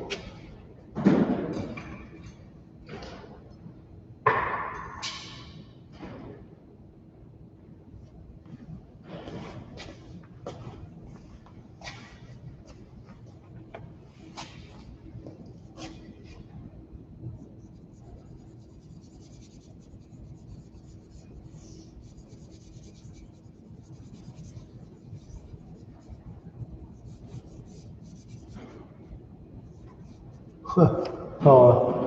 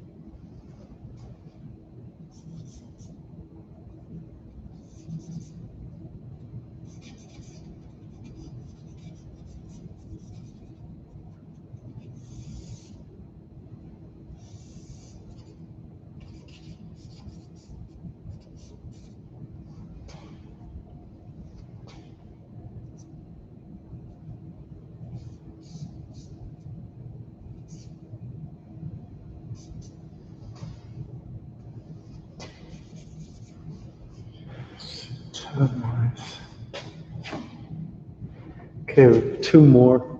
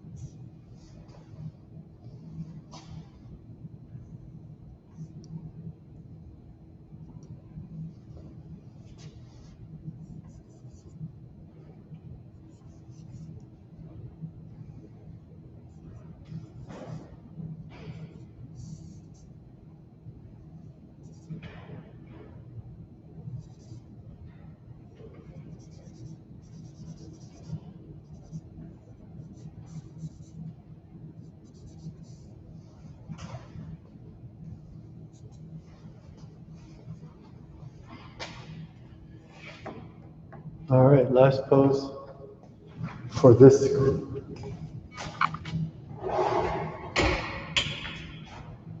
So they can fall.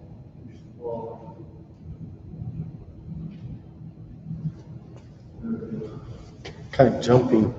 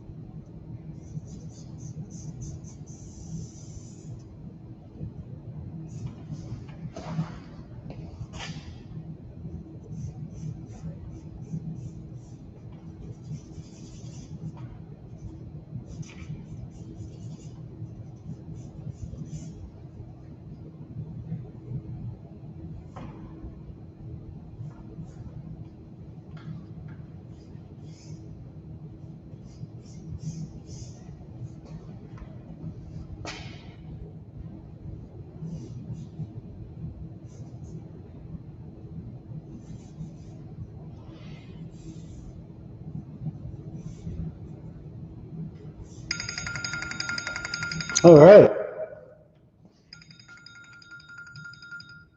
All right, let's take a 5-minute break now, and then we'll come back and how we're doing these, and then we'll go over the naked space.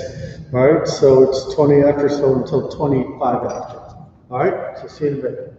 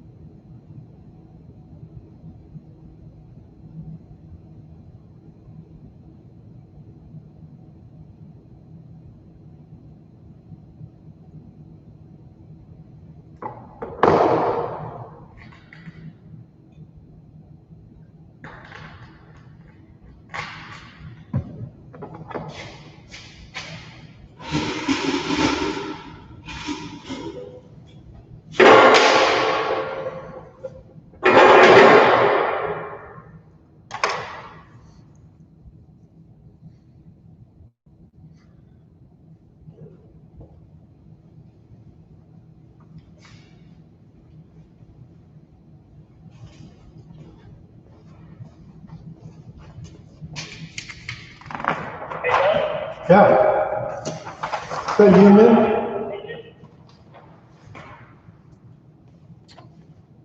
Hey, man, do you have a video or just on Zoom? I'm having some technical difficulties, so I'm sending some pictures from my camera. Oh, okay. Where did you send them, on the email? On the chat. Oh, on the chat. Let's see.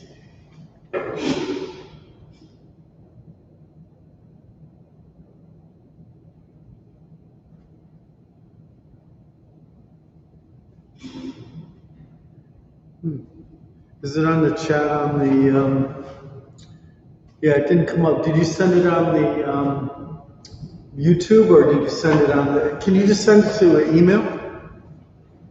Sure. That'll be easier. I'll just get it on the phone. I was wondering what happened to you. I thought maybe you were just taking it easy. Julia's having breakfast. Victoria's like, yeah.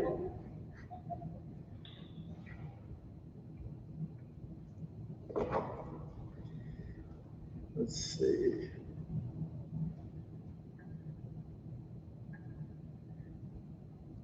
Victoria, I wanted to say I really like that Squidward painting behind you. The masterpiece. Thank you. Full and fresh.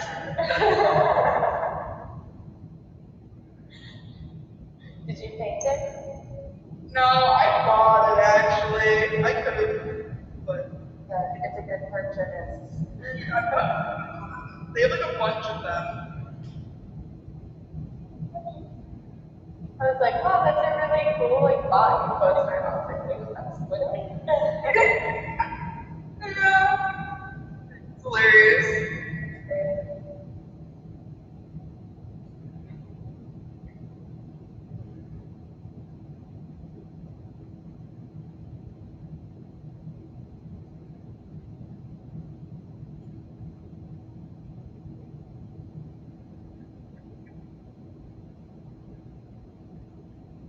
It's so cold in here. I'm gonna get pneumonia. And if you could switch, I am overheating. Oh, I know. It's been so hot in Philadelphia. I mean, it's crazy up here. Last week, I mean, today it finally cooled down, but last week it was about 115 degrees, and then there's Oh, fires burning like a couple miles away. So every morning there's just this layer of ash everywhere, and it's like really bad air quality. But I'm in. I have them now. Okay, good. The solids look nice. Just watch your edges. Min, are you there?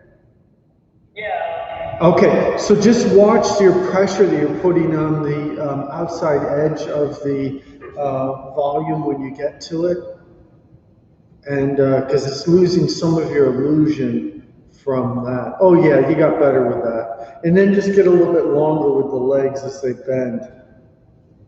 You're still using a little bit of line and then going back to the solid. So try to have both. And then when you got to the one that was just a straight figure, it was a little top heavy, like a little larger on top and smaller as it went down. Okay, sounds good. Great, good start. This is all just warm up. A really good warm up. All right, Gina, let's have it.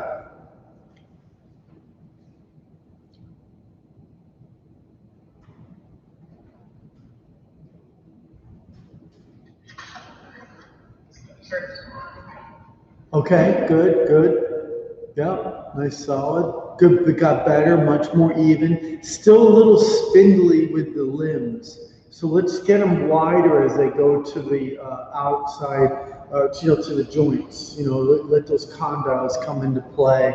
You did pretty well in the one that's away from your face. That one reads pretty well. And you have a nice space around it. Yeah. Yeah. By the time you got to the legs, it was like a leftover, yeah. Better though, Gina. They're getting better as they go along, and I really like that one with inverted arm. I think that reads the best. Yeah, good. Nice. Very good. All right, Julia.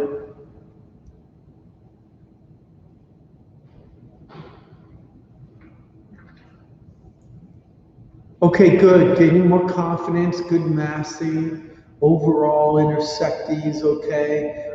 Just watch some of your width, particularly if the figure starts to turn a little bit, particularly at the shoulders, it's going to be a little smaller on one side. It might be a little less of the pure observation, a little bit more of like a generic.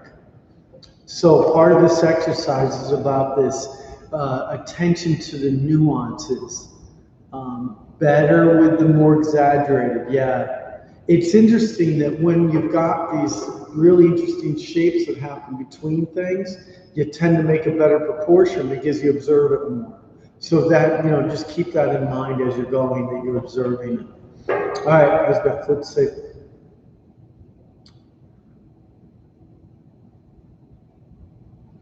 Yeah, good. I think you also are a little bit wide, but actually with the straight on ones, the ones that are to the side look pretty good. You're still a little too round with the rib cage too. But I think when you got to that one with the inverted arm, the proportion came together better. And it probably was just you had more time and you could really assess it better. Yeah, good. And don't be afraid of using your eraser to clean it up. It's not cheating. All right, Victoria, let's see. One second. Sure. Yep, better. You're getting more confidence. You're warming up, aren't you? Yeah, it looks good.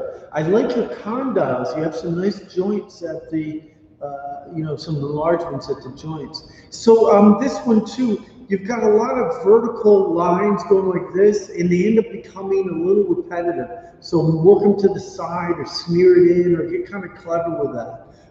As we progress on today, I'll be giving you a little more time, so take the time to do that. All right, good. And you could work, yeah, I was just going to say, why not fit 2 per page? And that's just what you did. Yep, I think those work out fine. And again, keep that concentration level up. The last one looks good. You're a little small with the pelvis. So that needs to be, almost a head in size. It's just a little under a head. All right. The rib cage is projecting nicely. Samantha, do you have some? Yep. You're right at the time. Oh, I know. When you're not watching the clock, doesn't it seem to go really fast? Yeah, I know.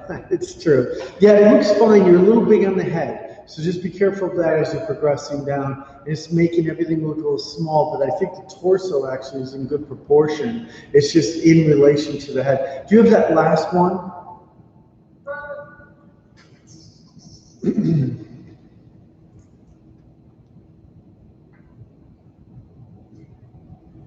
Yeah, those are better. That looks good. Yeah, still a little small in the pelvis. The one that's sitting, interestingly enough, I think it's because it was a more overlapping and complex one. That has the best proportion. Just be careful of your left and right side. I like the way that arm is behind the rib cage, but think about the space that's between it. Like that spine would have curved and made it smaller in the one towards the arm behind it and larger on the other. So just go back and check that. All right, Abigail.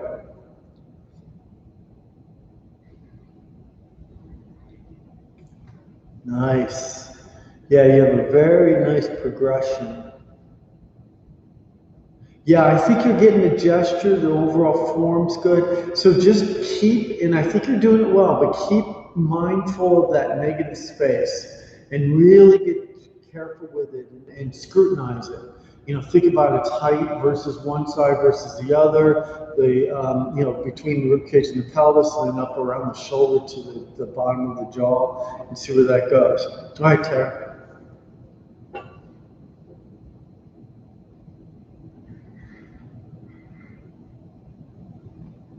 Much better, much better. So what did you get, Tara? Did you find some charcoal? I got the travel from Icons. Oh, nice. So you, oh, good. All right. So good. You can even break it too and use like a piece of it. Gesture looks good though. I think you did well. It looks really good. And Min, you did great. So let's do what I'm going to show you now up on the board is I'm going to show you the negative space. And we're going to do a round of 20 of that. And then the last pose, which will have about 20 minutes and then a little piece at the end, we'll actually do a solid and then start using some eraser. Okay, so that'd be kind of fun to build on that. So let's get to the board, get a new piece of paper.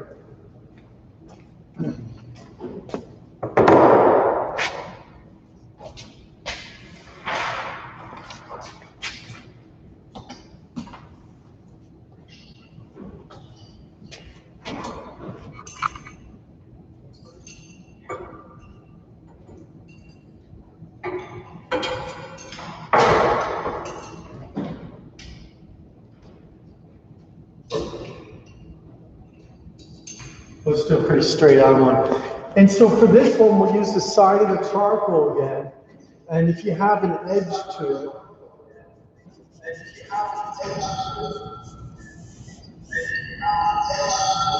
it, somebody's got the speaker on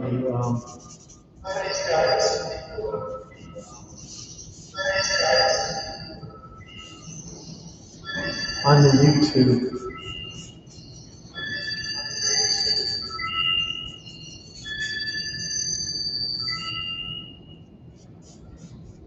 So make it sound like I've got company.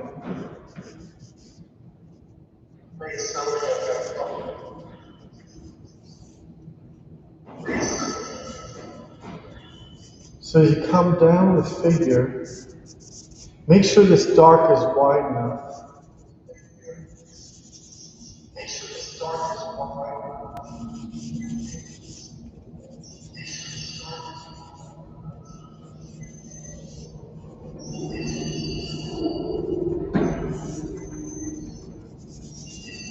Looking at this negative space as it builds.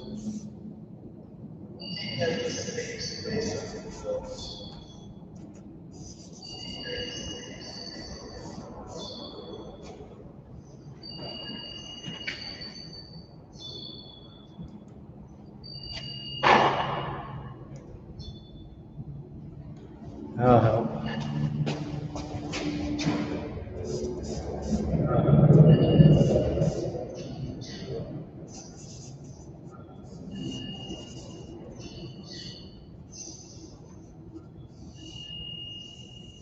So let the figure emerge out of that white.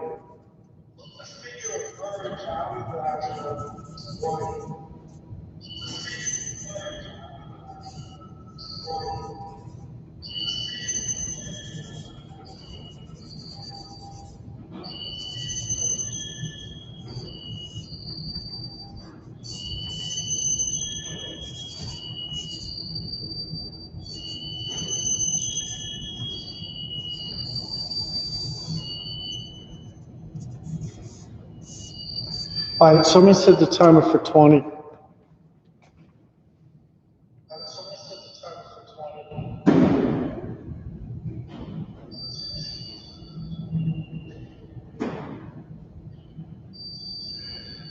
Okay.